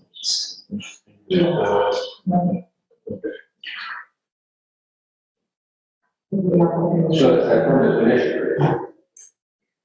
1401 Lakeshore. 2600 Bell Plain. Okay, citations have definitely been issued there, right? Several, 4 or 5. Okay, and so this was where the White House was built and a bunch of papers were put in the backyard. Fence. And so, yeah, well, fence, I think that got resolved. And then I think they moved their fence to. And then back, no fence in the back. Yeah, it's that what they put a new fence in front of the neighbor's old fence. What's that? And they put an application in, the day that they started. Okay, so that was a citation. Yeah, by the time we got there, fence that was placed? We don't know exactly that it was 6 inches inside the property line, because the property line was marked. So that's. So we have citations, Chris, where, and you sent those to Chief Lipstick, right? There's only one listed on this sheet, which is December 14th. Yeah, no, there's a lot more. Okay, well, he doesn't have it, because I just got this from Renee today. So let's send those on to Chief Lipstick so he has those on the list. Because, you know, we need to start moving along with the legal process. Now, was the citation listed on the playoff, or issued on the playoffs? Yes, and it's not court order. And it's still there in the papers, did they correct that issue? Yeah, that's what the tennis court over. What? Okay. Seriously, they did, okay? They put papers over the entire backyard, okay? Obviously, exceeding coverage by a long shot, okay? They applied to, force the concrete to stop the gutter problem, and the project turned into the entire backyard being covered in papers. What is wrong with these people? Jesus Christ. Yeah, Okay, this has to go now to litigation. Now, I mean, this is ridiculous. There's also a great big new fire pit, one in the tennis court. And there's no permit for that. So how about another citation and send it to the chief? Because there was no permit, right? And because we need to get the process going, because we've got scofflaws just ignoring our ordinances. And you know, not everybody does this, but this is one. It only takes one or two, and then it's like a virus. Okay, so you're gonna send all those to the chief, and then Chris, once the chief has those, you talk to him about them, right? You and I and Chief will be on the same page, and we'll be prepared to give you an update. Make sure that Chris knows to get these Chris has these all, okay? Chris has every citation I've ever written. Okay, then make sure he gets them to Chris. Absolutely. I will, as I said, Lou has sent out historically all of these things in terms of being part of Chief's new tracking system, and that, but ultimately understand this, the commission needs to make the decision. So if this is one that they're outside the timeframes, and you want, we got that owner's attention last time when we sent the 10-day letter with regard to the fence. Perhaps that's a good starting point here. If we determine that they're way outside, I bet that they are with regard to those citations. But again, it's not in the new system to be on Chief's radar. But if that's your inclination, then I would suggest you guys make a decision to that effect, and then that way I'll already have the authority before next meeting to us that letter. So I make a motion, we give Chris the authority to proceed our case to the maximum effect we can. Sorry. Any other discussion? All in favor, say aye. Aye. Cool. Okay, building permit checklist. So, Pete, I think you interested in this building permit checklist. And we had a discussion at the last meeting about who should get this permit checklist. My feeling is everybody should get this checklist, and we should say, you fill out all the relevant parts and let the contractors figure out what's wrong. And explain to them that these things need to be filled out, because if the council doesn't, or the council would be, commission doesn't see those on the permit application, we're not going to consider it. And there's a lot of things out here that aren't going to be relevant to a lot of projects, but I think we need to have access to this information on the permits. Well, that checklist is something that we had initiated a long time ago. Yeah, but we have, And it's in the package, it's out there, we're going to start. well, we need to insist that it be filled out. Well, or I would say, you know, under certain circumstances, right? Just if you increase the structure, length, height, and width, or somehow increase the footprint, we need that checklist going out. The siding and stuff like that. Right. But our problems occur when somebody builds something very fast. I would assume that'd be available online for citizens to review. That's right. It is. It would be, okay. Sure. And then last meeting, you brought up the idea of saying any project across the rate of $250,000. I guess I would like more. I think that's a pretty high number. I think anything over 100,000, we probably ought to have them at least fill out the development part. That sound reasonable? When you go out here to this, to the thing to pick up a permit, it's not clear what you should be picking up. You know, there's 5 or 6 different things out there. There's one for, small items, bigger items, basically. So we should attach something to the large project checklist to say, answer these questions. If necessary, fill out that form. Yeah, so I would suggest people with projects over $100,000, people are going to increase either the coverage or the volume with their project. If they anticipate any access issues, if there's an issue with removal of sand, we're going to face that down at 1900. And then I think we just should add to the checklist, we need another contractor. That sound reasonable, I think that. Yeah.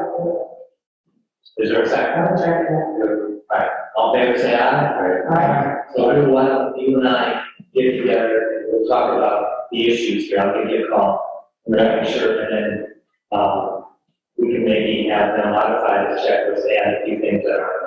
Okay, that way we'll know who has to do it.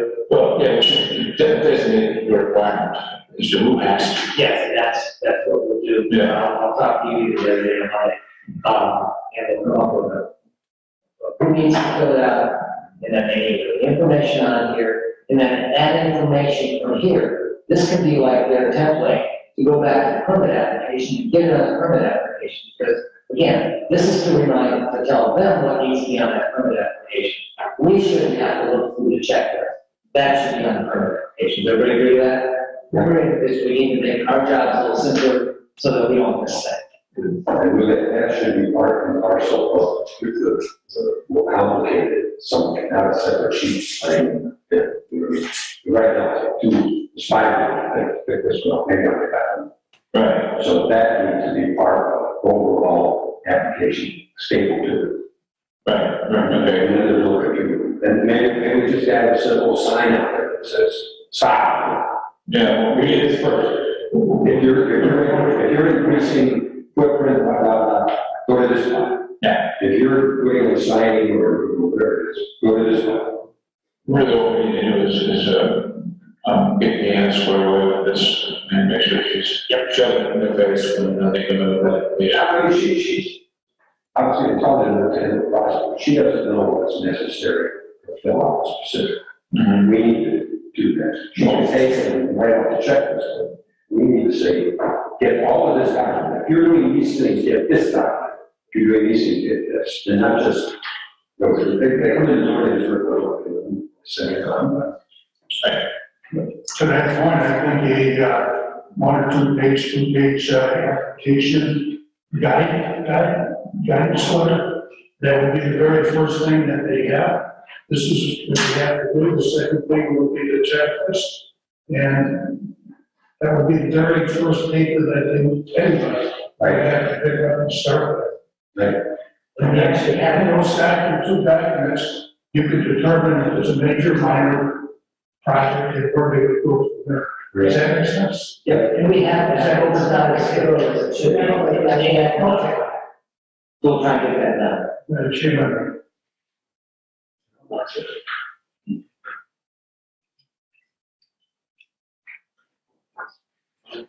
So listen here, state 422 from PM, also discuss 1802 Lakeshore Drive after that. That'll be here, right? Yes. Daily fines.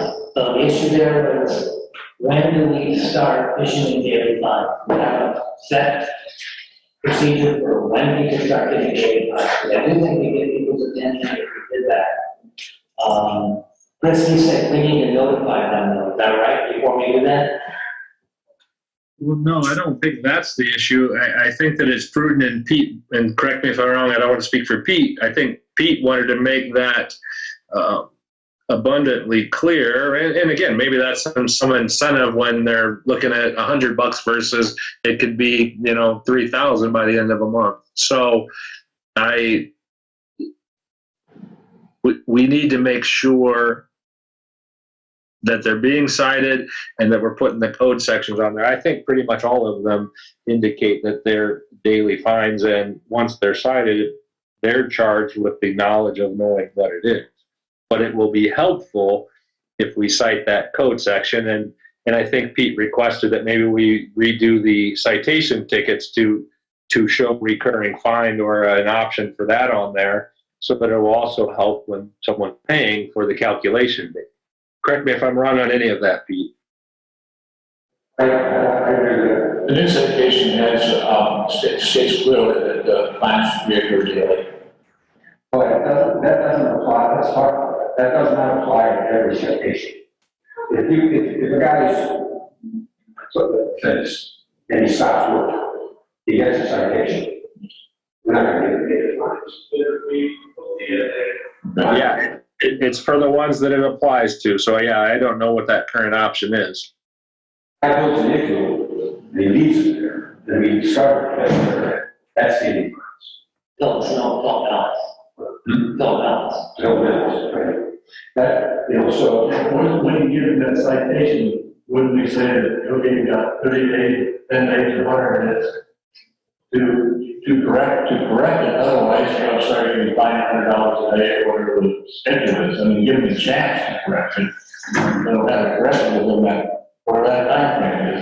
Then the fines start, not, here's a citation, $100 a day, and And somewhere in the ordinance, we got this all out somewhere about 10-day grace period or somewhere like that. yeah, well, like the pool situation, you get a daily fine, but they should then have an opportunity to stop the fine if they do in DCA or whatever they have to do it right or state. And John and Ken, maybe one solution would be is we're going to roll out a form or a checklist. Maybe it's, you can review for Lou's benefit, because it was sent out, there was a form of citation that was sent out last year and then, went to press eventually because it was open for comments, but maybe we can circulate that proof again so that anything with more sets of eyes or refreshed eyes, or you guys are focused on that there could be some changes or updates that you think might be relevant. One major one that we made last time was also putting, if you recall, there's a standing ordinance violation date that Superior Court number 4 in Michigan City has, which is the first Wednesday.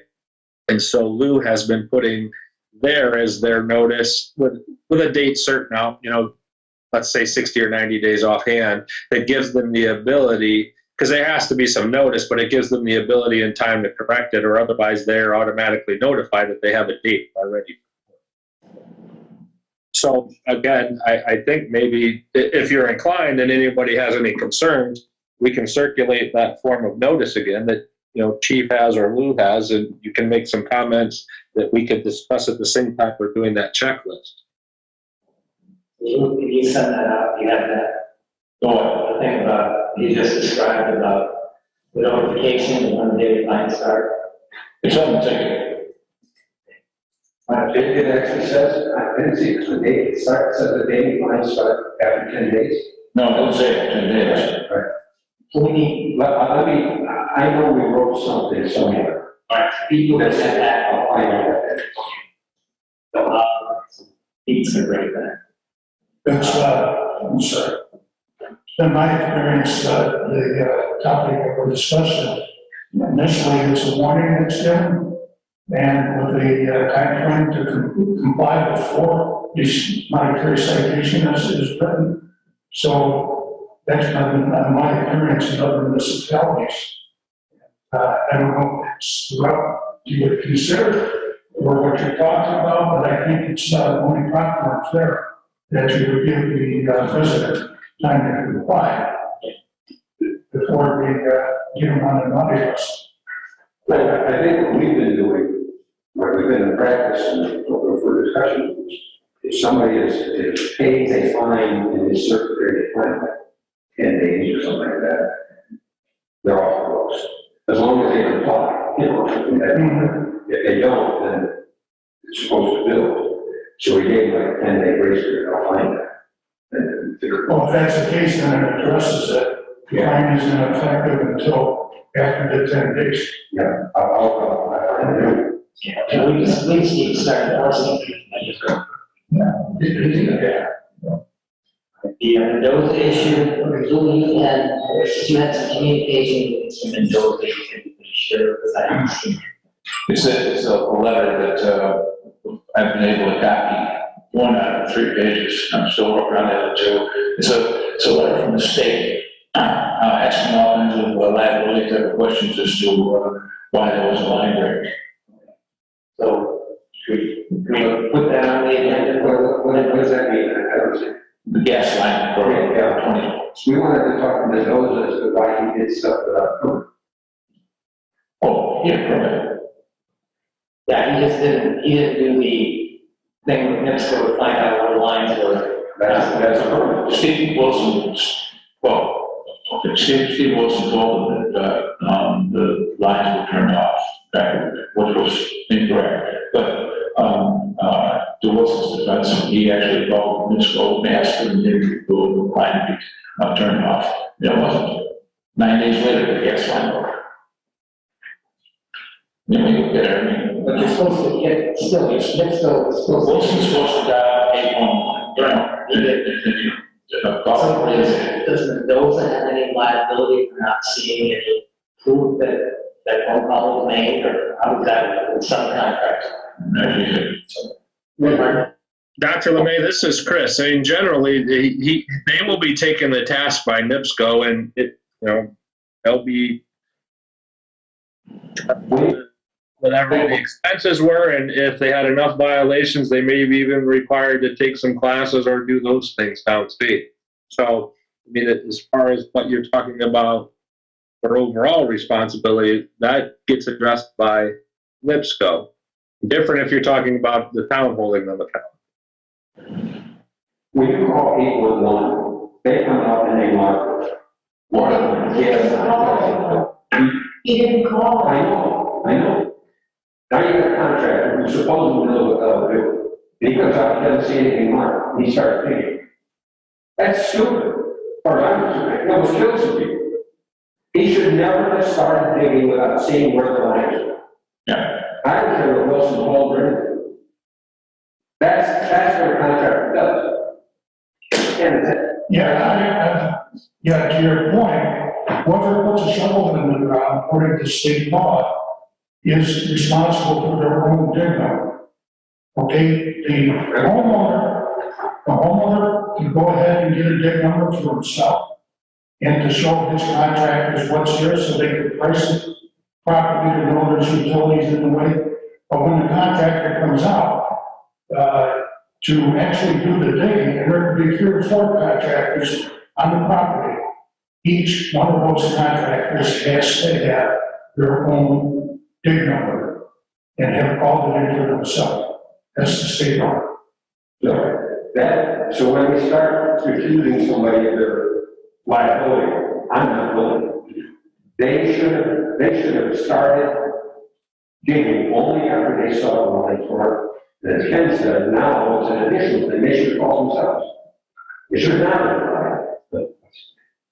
I mean, that's a violation of state law, and the 811 committee would handle that, in terms of how it's addressed in the utilities, as far as the cost incurred becomes the responsibility of the party that incurred the loss. There we go. So we issued a fine to Mr. Wilson for doing this. Sounds like Mr. Mendoza is equally as guilty. So that's what I mean. Now, I don't remember exactly what part of Mr. Wilson's fine. I don't remember the timeline. This is Mr. Wilson's second go around that he can send, right? He's got plenty of clients, but none of that didn't do with the gas line. We discussed it at the previous hearing, right? Was that, am I confused? I can't remember. This has been going on for way too long. Yeah. And we haven't issued either one of them a fine for this. Is that right? We have not. And think that needs to be part of the And discussion. we have the authority to issue the fine on the 811 locator, we have to call 811. I mean, for a locate, you have to call 811, get on record as getting the dig number, and then you're covered. But, you got 3 or 4 subcontractors and you're the prime. Whoever actually puts the shovel in the ground is responsible. Okay. It's, maybe the general contractor, then you get a big permit, she's not there. So who do we, how do we get the Mounties involved in this? To, What's somebody, well, we don't hold somebody's feet to fire. I do, we're help. But was it a municipal utility that was damaged, or was it one of the, yes, next door, whoever incurred the damage? Okay, so we really don't have a role, even though our citizens were maybe put at risk. well, the role I would say is, if Mendoza has a registration, it should be removed. But if they follow the basic rule and they, or gas line, dangerous people, what else do we need? I don't know. And to do that, we would have to have a hearing, right, Chris? They should have their day in court. Yeah, so it won't be any different than Wilson. All right. I think that would be a good added from the, application packet to have informative, 811 page, I heard, 811 people would, be more than happy to give you a brochure or something to include. Make it, their responsibility, the owner's responsibility. And I'm sure it would stipulate that the contractor would be responsible also. Okay, so Pete, you want to make a motion Yeah, like I said, to have a hearing? yes, I do. Okay, is there? I'll second. Discussion.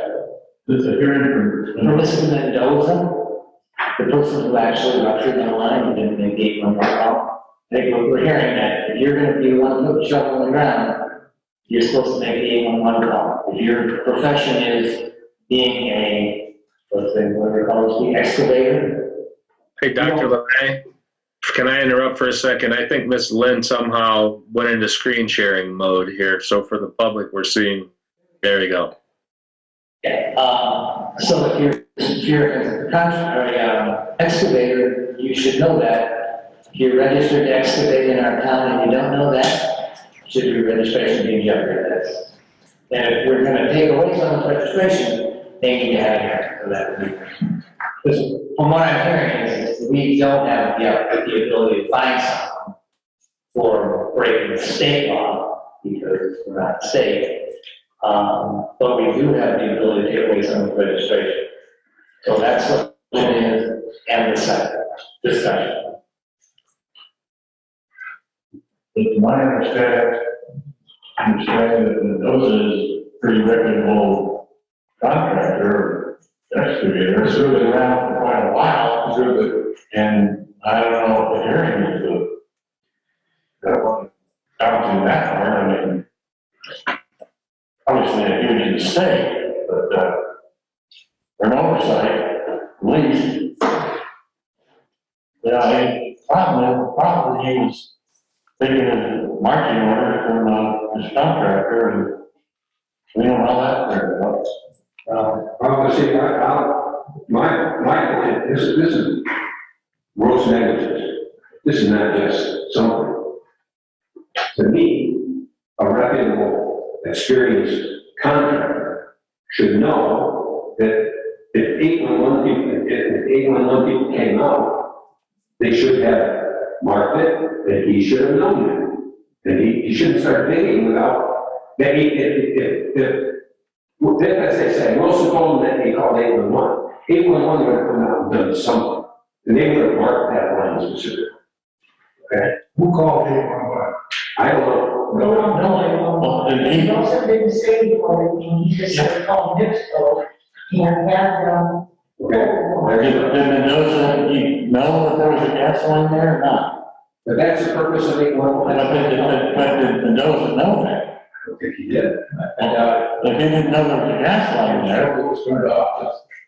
But every time, anything, the first thing they do is call 811, and the guys come out and script it out. They put the blue lines in. And I do blue lines, yellow flags, and all that stuff. So I mean, I would at least call in the past and say, wow, why this? I mean, how do you know? You know, how would you do this anyway? It's not like, the rooms, he's bigger than it. I mean, He has an answer, his answer's gonna be, because Steve Wilson told me that the line had already been pulled. And so what are we gonna do? When he says that, are we saying, oh, here's a definite, Yankee registration? But you still have to call people in line. Yeah, that does. I don't know. Even if Wilson told them, somebody's got to come out, 811 has got to do the work. And if 811 had come out and done the work, you move the lines right there. If I'm a surgeon, And there's water lines too, I'm sure of that. Well, then, why are we gonna have it either? Why just not revoke his license? that's what they heard before. We can't just revoke it without a hearing. Oh, okay. So like if I'm a surgeon and the nurse tells me cut off the right leg, and I cut off the right leg, and it was the left leg supposed to come on, you can imagine how that would go. This is a similar scenario. So I have a motion and a second. Any other things? No, I'm supposed to ask, but I look at the chart. So there's a motion and a second.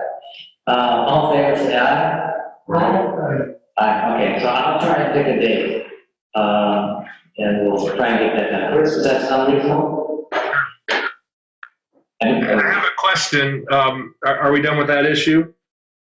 I just want to make a I want to make a recommendation, go to the 811 webpage, and I'll give you all the documentation you need to find out whose responsibilities are what, and to be in compliance with the state.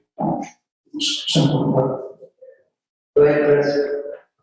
I know we're through the list as you had that agenda set, so I wasn't sure where it's going to come in, if at all, but we have Mr. Adamski, and we have Mr. LePew that are participating in this meeting, and I believe as well as the Lins, all of which are Steve Wilson projects and or related, and my understanding was we were going to try to address some of those outstanding issues with regard to the stop work order, and I think there was a request by the Lins to have an amended petition considered so that a different contractor would be, I guess, ultimately just ridding Wilson from any of the permits.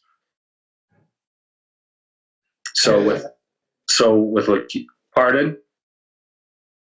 I didn't interrupt, I thought you were done. No, I am. Go ahead, Lou. Understanding that the Lins have found a new contractor, and would like to shift the application from Steve Wilson to the new contractor.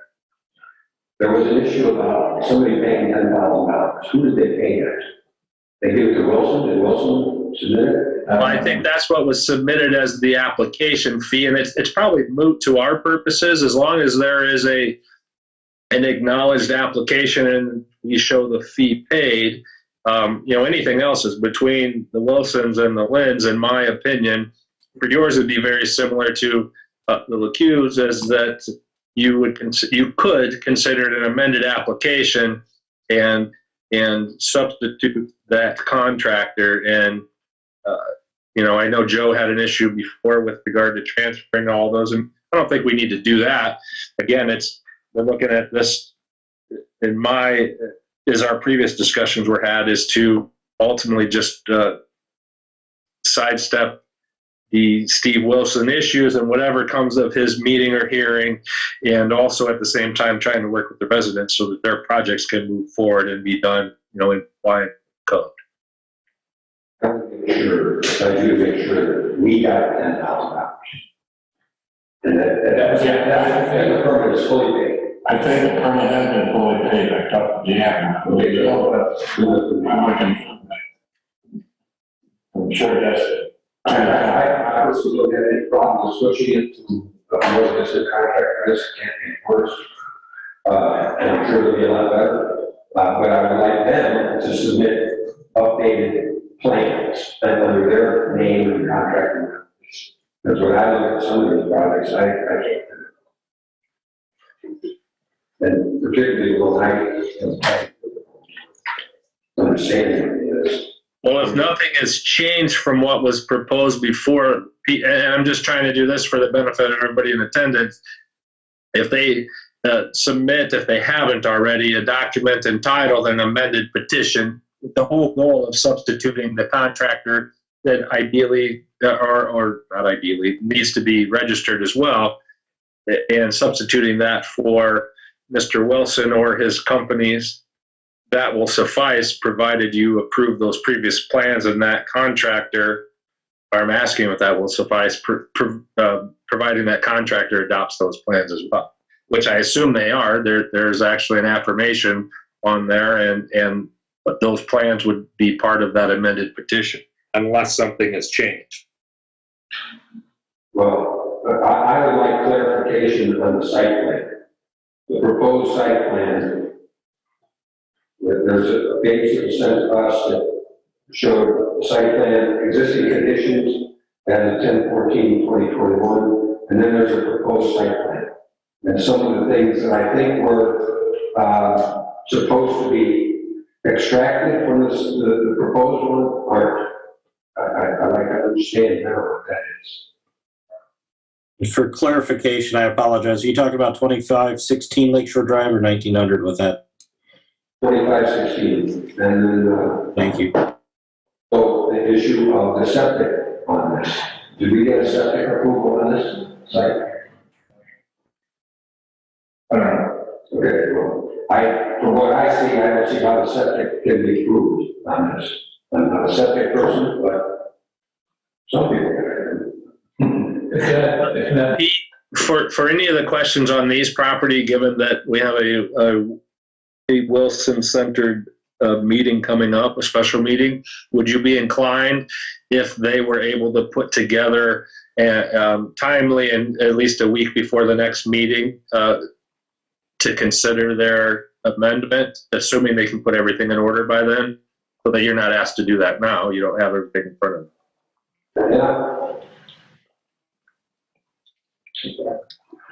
That meeting's on the 22nd. I just say today we got an email that says, after speaking with Deanna, we want to inform the building committee that I have already earned the money for the building permit, $10,000 to Wilson Construction for this project. That was another question. So does that mean, and is that the fee which was for the permit, or is this? That's the permit fee. So that needs to be paid. So if it's $10,000, I'm cool. If we've been paid $10,000, that's all I heard. Yeah, me too, but this would lead you to believe that it was paid Wilson. Yeah, I was curious about the wording. Maybe that's a down payment. I mean, all contract. Now, I guess It says they were going for the building permit. Oh, yeah. So of course, that's gotta be part of that, the permit fee needs to be paid, or considered. Right. What was the permit value? Was it $1 million? And for the commission, there's also an email, there's communication from Steve Wilson directing that so in my mind, that's acknowledgement that that money was paid and authorization that anything that would be attributable paid and be transferred for the benefit and of the new contractor. And like I said, I would advise you to consider this an amended application versus a new one. And then that, if you're looking for the ability to continue to move this project forward and a workaround, that would allow you to do that.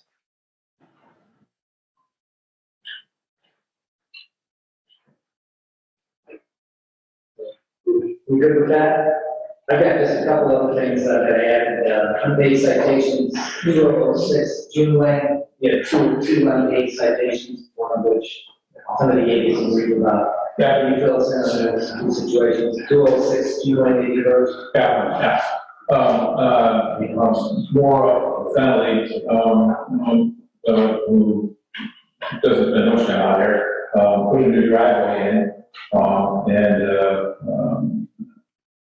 I found it that afternoon, they dug it out in the morning and poured it in the afternoon, and they were just doing the finishing coat on it, when I found it. And so I just have for order, which is meaningless because they were done.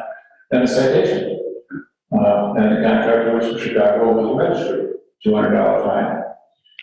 So, she comes in for another, permit, I guess a month or so ago. And, well, she had been fines yet, and then, I meet the contractor over there, and I tell him to start this job, which you're not gonna get a permit until she pays these fines. And so citations been issued, citations were sent to the chief. So Chris, the next step in this is, Well, let me ask you a question. When they put in the new driveway, or the drive, what, did it change the footprint? No, You sure? yeah, it's got a big retaining wall border all the way around. Okay, so now the question I have for the committee and for everybody else is, should daily fines be associated with this? Of some nature, maybe not the full bulk, but they did this, they did it without a permit, they have the attempt to correct their errors. We're not gonna probably ask them to tear out the driveway, but what's the halfway point of this? Or three quarters of it, or a quarter? She was adamant about the fact that she believed she did not need a permit for the driveway, but then she's a lawyer, and I'm not a lawyer, and she knows that. Seriously, But she didn't get a permit, no, so no new permits. right? so what's the next step then? They're refusing to pay their fines. Well, it's enforcement, right? It would take those citations and we can send the 10-day letter and at the same time initiate, which again, recall, that's the one that gives the town the ability for some self-help and or we can initiate and seek an injunction and court relief that makes them correct the error, which could be tearing it out and paying all the related expenses. So it's direction from you as to how you want to proceed. I make a motion, we begin the process. And start the process is one, I'll second that, is one alternative to say if you don't pay this $200 which you owe now, that daily fines will start to accrue in 10 days. Chris, is that an option? They should already be accruing at that rate. I mean, it just depends on what they were cited under, Dr. LeMay. So we can't impose fines or the methodology for them, but for however the code reads. So I don't know what they were cited under, and if that code section applies for daily fines, that's already part of it. But we will include that as part of correspondence to them. It's 150, 101. Well, and then another one for,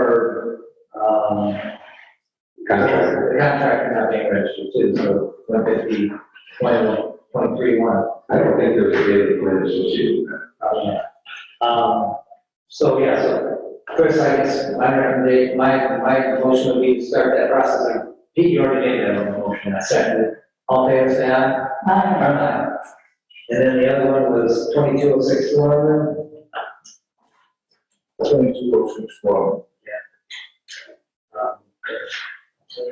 Oh, that was the painting company, right? Yes. That was just unregistered contractor, but that hasn't been made either. So what's the process for that? No, they're in Illinois, I don't know what that means, but. Well, but the owner ultimately is responsible, right? That's a good question. Well, I believe it's not that. I don't think It's a painting job, so I think it's right for the permit. Contractor. So is the contract. Yeah, that makes sense. So the legal is that. Well, but one thing we should do is we've got a contract, can't take away the registration, you're not registered. I guess we're stuck in it, okay. Anything else, anybody else wants to talk about? Yeah, we had a long-term issue with National. They were built a big structure without approval, and stuff. Right. Where is that? Before we go on, I'm confused in the process here. 1900 Lakeshore Drive. Dr. LeMay, we discussed, and I know that was on the previously under new business, but we have a couple of outstanding matters that I think everybody expected that were going to be addressed at this meeting with regard to the stop work order, landscaping, and the pool. We have permit applications. We've got, If you recall, we have information that was submitted and contractors to replace Wilson. These were the issues that started the amendments versus transfer or of permits so that they could be substituted on the amended application. All the fees were paid, except we discovered, thanks to the forthrightness of the pool contractor, that perhaps originally as applied for, the plans weren't final and the numbers weren't final, and so they've in fact paid or agreed to pay, as they should. They didn't submit the application, the difference in the value of the project. But my recommendation to you, and Mr. LeCue's here today and Mr. Adamski, so that with the hope that there can be some resolution, and again, another example of moving forward outside of Mr. Wilson. And so my understanding too, sorry to interrupt you there, Chris, but I believe we also have Mr. Cantor and Mr. Walsh in the audience there with the board. Okay, so I'm not aware of that. Right. Yeah, right. They've been sitting very nicely for this whole time. So thank you for addressing this. Yep, So Dr. LeMay, the issues are whether you're inclined to, because we have new registered contractors who have submitted that documentation as well as their timetables, is to allow those projects to move forward. Of course, if we talk about landscaping, that's probably the easier issue because there's no access requirements. The only thing in my understanding holding them up is the stop work order and not wanting to work outside of that because there's a blanket one with regard to Mr. Wilson's projects. But if they're otherwise submissions are in order, they are properly registered, and correct me if I'm wrong, Mr. Adamski, the request is to be allowed to, since Steve Wilson's been removed from the picture completely, they've satisfied, at least they believe, the requirements of the code to be allowed to move forward the landscaping project, and then further discussion with regard to the pool project, and with the huge caveat that any access to the beach stop would have to come from and be discussed at the council. Yeah, that's correct, Chris. Thank you. And in fact, I guess we could throw the roofing permit that was approved earlier by the board today as well. I don't believe access is an issue for either the roofing or the landscaping. Obviously, this board cannot grant access. That can only come through the town council. So even if we moved forward anything with the pool, that would have to be subject to, gaining appropriate approval or gaining access in some way or other for that permit. But really what's holding up even getting the landscaping done right now so we can at least get the property back to presentable condition for the summer. And now the roof, which is an emergency issue, is that kind of blanket stop work order, which of course, we're not looking to run afoul of the town by operating when that's in place. And so the other issue besides access with that pool project is sand removal. I visited the site a week ago, and it appears that they dug as much pool out as they could, piling the sand alongside. Initially, we had heard that sand was put on the beach. That was not the case, as far as I could determine. But it doesn't look like there's a whole lot of room for any more sand back there. So I guess I'm wondering what the plan is with the rest of the sand. I assume that pool's going to be deeper than it is now. I believe Bill's there. Bill Cantor, he can probably address that. The level it's dug to is the level of the sidewalls. We're only going about 18 inches deep and about half of it past what we see there. So there's not a lot more sand to be taken out of the pool? Out of where the pool itself is. Some of it will go back in as backfill, and some of it to come out will be extra. But don't we want to clarify, we're not even going to go forward. We would agree to not even go forward with the pool until September because it's too late now. So we have to just basically fill everything in. We're not going to go forward until September. Isn't that what we also want to mention? Ms. LeCue, because I have a different Okay. understanding. This is Chris and the town attorney. Okay, all right. And Okay, so, all right, I'll leave it to Brad. Brad, why don't you take that, however you want to address that. Got That's it, fine. Al, we're good. Okay, all right, okay. Okay. So the only one that requires some sort of immediate action is the landscape, is that right? Since we're not going to have a pool till September, why do we have? Well, I would defer to Brad, Brad on that. Maybe I Right, misspoke. Al, the reason for I perhaps misspoke. Mr. LeCue, will you please mute yourself? Thank you. That way we're not talking over each other. Yeah, really what we're looking for right now is the transfer of the pool permit, obviously, from Steve Wilson. We want to get that issue resolved. So we don't want to have that, still pending out there as far as, when the actual work gets started. There are scheduling issues that we'll have to address. And obviously, no matter what this board decides, we still have to address that access issue. But if the board at least allows a transfer, that allows us to go forward with approaching the town council and trying to work out that access issue, and then whatever timing issues come out of that. That's what we're asking for the board today. Thank you. Okay, so the access issue is whether or not we're going to be granted access by South 16. Those 19. Correct. And if not, whether it's even feasible to do the project at that point.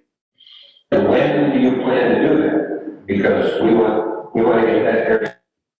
My understanding is there's a meeting of the town council on Monday. And Pete, this is Chris, and I just want to revisit our last meeting. The way that the building commission can get this off center, if you're inclined, is it's the concept that we discussed of the amended application to substitute the contractors, and that applies to both pool and landscaper. It removes Mr. Wilson. They're registered. That allows them to move forward. And if you were inclined to do that, especially with regard to the pool, you can make it subject to getting access approval from the town council. And then they have to comply with all the requirements. If they don't timely do it, if they need to change something, if plans change, they have to come back to you. But I think that takes it off your plate if you're looking to move it forward and get rid of that. And then we're all focused on Mr. Wilson going forward. If not, or if you have questions, obviously that's your prerogative. But I wanted to just remind you that that's where this concept of amending these petitions came up at all, is to just try to work around the chaos that's been going on and allow these projects to move forward. But we've added a new wrinkle here. And that wrinkle is somebody said they don't plan to go ahead with this pool construction until September. And the wrinkle is that we've got a mess in South 19. We want to stop 19 in place so that the summer residents that use South 19 can use it. But that then means that something's going to be poured out in September to get access to the beach. That would all be addressed with the town council and with the park board. We've been in communication with the park board, not yet, a little bit with the town council. I haven't been in communication with the town council just yet, but those are obviously things we have to work out with them. And that's with even getting the idea that, there's any possibility they'd allow access. One of the things they've already addressed with us is the concern of any damage that was already done to the property and any repairs that would need to be done, to make it presentable for the summer. Okay, and that's going to have to be, whatever is decided in the comes to town property, it's going to have to be repaired again in the winter or something as well. Of course. No, you're not going to use any public right-of-way or public access without repairing it back to the condition it was at least before. In fact, Chris Walsh, the landscapers here, has presented a plan to the park board, and I believe it's been passed on to the town council to even repair it beyond what it is or what it was before. So we're really trying to work with the town on this. But again, that's with the town council and to another degree the park board, but ultimately it's the town council decision. Okay, just to relieve your issues and concerns, I am prepared to suggest, make a motion that we approve the transfer or the application of the permit for pool to a new contractor, providing that this stuff doesn't occur until September. I'll second that. Any comments, anybody? Mr. Dancy, any comments about that, Mr. Cook? No, that actually works for us just fine. We just want to make sure that that's worded so that there's not the concern of, I think we're probably okay with 120 days, but I know there's a timing period with commencement and with surrendering an approved permit. But I guess if you're saying you're approving it subject to starting in September, that probably addresses that. But that'd be the only concern I would have. Okay, that motion, Joyce, second. And hold on one second. This is Chris. I want to make sure, are we addressing and lifting the stop work orders in general as well? So, or are you taking these piecemeal, Pete, with that motion with regard to landscaping as well? No, I'm not including the landscaping. I understand that's a separate permit, yes. Okay. So this is just on the transfer. Yep. And lifting the stop work order. So if they're inclined to get the work done, we want to make sure that we address that blanket stop work order in general at some point. You're talking about the landscaping, stop work order on landscaping, because right now. Stop work order with regard to anything at that prop, because right now there's a stop work order that applies to the property that when Mr. Nelson was involved. So just to clean up the record there so that some contractor isn't surprised when somebody's misinformed somewhere. Right, whether it's a landscaping or the roofing contractor that was just approved. So the stop work order applies to the property, not to the project, is that correct, Chris? Well, I think the way that it's issued, that's generally been that no other work was going to be allowed to go there. And as we've addressed before, technically the building commission doesn't have to issue any building permits if there's a violation at the property, so that it will fill all of those in without affecting your ability to have your hearing with Ms. Wilson in a few weeks. But then Pete's motion to say that the stop work order should be lifted as concerns the landscaping and the roof. Does that make everybody happy? I'm fine with that. Can I have a motion already on the floor? Yeah, and Okay, but let me make a further amendment. Question the contractor. You talk about the sand that's already been piled up. You want to move that back in and fill up that hole around that. Yes, for the summer, we're gonna try to restore that area so it's at least usable and not unsightly. Okay, so is there any other stuff that you want to do that has to? No, not till September. Okay, so three things. One, transfer the permit, no construction on the pool until September. Then the roofing and the whatever. landscaping. Roofing and the landscaping can be transferred and continue. Roof is an approved, right? We approved the roofing job. Okay, the roofing, and the what? Now, there's also the patio foundation repair in 1902. But that's not defects. Is it? Isn't that Glacier? Glacier and the other guy, contractors, are gonna need to gain access across, the property. Well, they told me they didn't think they needed access. So, Well, they got a new plan. yeah, We cannot grant access to anyone for any of any private property. And any access that goes through public property being stops. It has to come from the council. So we can't approve anything that's asking for Yes, access. these guys are aware of that. And they're also aware of the fact that they need to, get permission from Mr. Lukokyu to go across his land. yes. Yes, To repair 1902. right. Yeah. Right? So, but that's not our business, that's their business. I mean, we gotta get to what we do. All right, so we have a motion to amend with another. And a second. All in favor, say aye. Aye. Everybody happy? Good. Public comments? Yeah, wait, is Mr. Lynn? I checked with the ad, Mr. Lynn, how much have you paid on your application for the work permit? Do you know? I haven't seen this one here yet. Gordon? If you. That's unmute. Mr. Lynn, are you out there? It doesn't look like they are. I see a Gordon on there. I think that might be Gordon Lynn, but it looks like Miss Lynn has left. I don't know the answer to that question on what they paid. I was involved with the Lynn's and with Mr. Wilson, obviously, as he started the project, but now that he's withdrawn, I'm not really in communication. I guess my team's coming over. I didn't even know this. Let's go to the front. Alan, Go say hi. Alan, you need to be. You should keep it up. Alan, Sarah was coming over. Alan, you need to mute yourself, please. Sorry, just literally, we got everything we wanted. Alan, you need to mute yourself, please. Jeez, sorry about that. Soldiers killing you crazy. So as far as the All mine was Lynn has said he went to Mr. Wilson, but apparently there's been several different permits. And she showed that the town has received $7,600.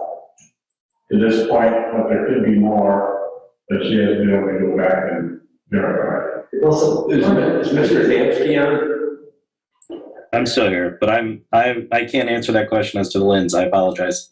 I see a name Gordon on there who I believe might be Gordon Lynn, but he's not responding.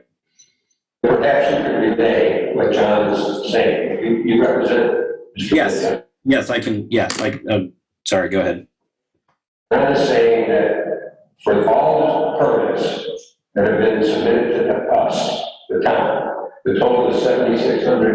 That's what she's come up with so far. She said there could be a few more, but she's not sure. Okay, so what you need to convey to Mr. Lynn is, he sent an email saying he's given $10,000 to Mr. Wilson.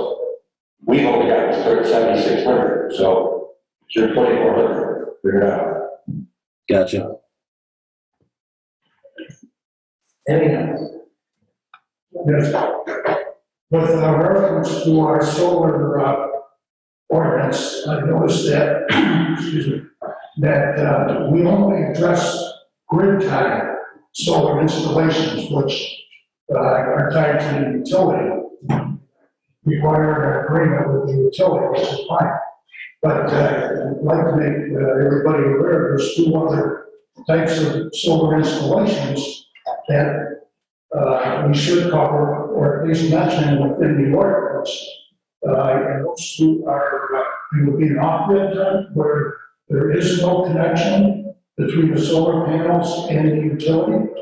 And then the second one would be a hybrid installation where it is operated as an emergency generator. So in place of an emergency generator, you would have a solar installation, and you would be tied to the utility. But then when the utility is lost, the transfer switch would use the battery backup instead of a generator to apply power to the house. So I think a simple, my suggestion is a simple one line in the ordinance to cover the off-grid type installations, and they even mentioned the hybrid type. Both, all three are covered by the NEC and the SC, so they're technically covered, but I think for our ordinance purpose, you should mention, in case somebody says, well, I didn't need a permit for an off-grid installation here. And they could be real small, or they could be substantial. So I'm willing to write up one sentence and submit it for keep review. Yeah, you could do that, send it to me, President. Take care of That's our ordinance, we want to change to, so that'll be great. Move to. Yeah, Ken, this is Chris. I would say that's pretty forward thinking, because I will tell you, surrounding communities that have addressed or attempted to address this, as well as model ordinances, et cetera, don't address that at all. So that's certainly a welcome thing to bring to the Plan Commission. Any other comments? I'd like to ask a question. Have you, in your experience, have you been involved in any kind of cellular phone installation? Yes. I think we need to address how those should be handled through mortgage. We have a power regulation and something, but to me, cellular is a different for especially 5G, it becomes people starting putting towers on their property. I don't even know what's going on, but it's a different type of communication system, and people must do local work. I think we should have something to cover that. But I leave that up to you. Personally, I think we're stepping into an area where we don't belong. I think it's covered under the utility requirements in the state communication and utilities, but I don't know. I guess what I'm concerned about, you know, people putting towers up a certain height. If that, I don't know if that's even necessary. Well, there has to be ordinances in place already, excuse me, for not being familiar with it, that limit heights, hand radio towers, things like that. Aren't they in the ordinances now? We have a tower ordinance that we cover in radios, we've got a cell tower radio. As an ordinance, but I'm talking about something that has to be installed, you know, property by property. It may say this. Well, the owner would have nothing to do with that unless they lease out a small portion of their property for, to the 5G people for a tower. So you don't see anything necessary, particularly with 5G, where an individual for his own property set aside his own 5G need. You know. It wouldn't help. Okay. It wouldn't help. There's no technology or anything that I'm aware of that would require a tower to enhance this reception. I think that's what you're referring to. Yeah. Yeah. No, Okay, good. I think that's necessary. I appreciate that. The current trend with cell receivers and stuff like that are real small units placed on utility poles throughout an area of the neighborhood.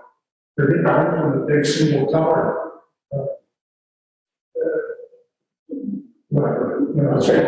Quite single tower, going to smaller localized installations, street corners and so forth. You just see a bunch of more equipment on a utility pole. They're getting better coverage with that than a big tower. Okay, good. Any other comments? If not, I'll make a motion to adjourn. Second. All in favor, say aye. Aye. Chris, this is Gordon Lynn. Can you hear me? Hello?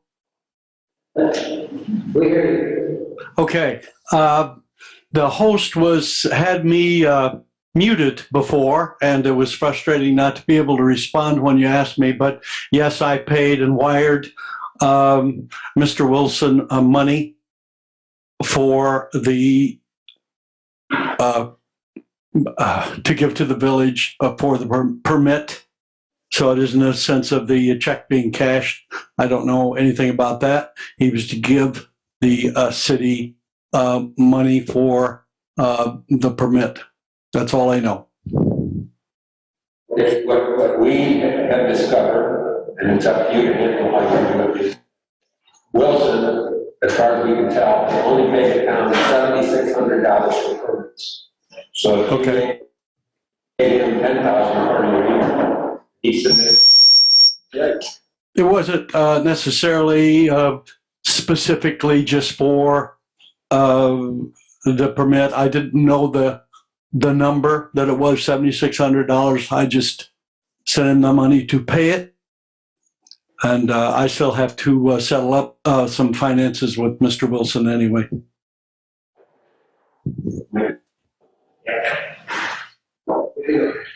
Meeting better. Meeting better.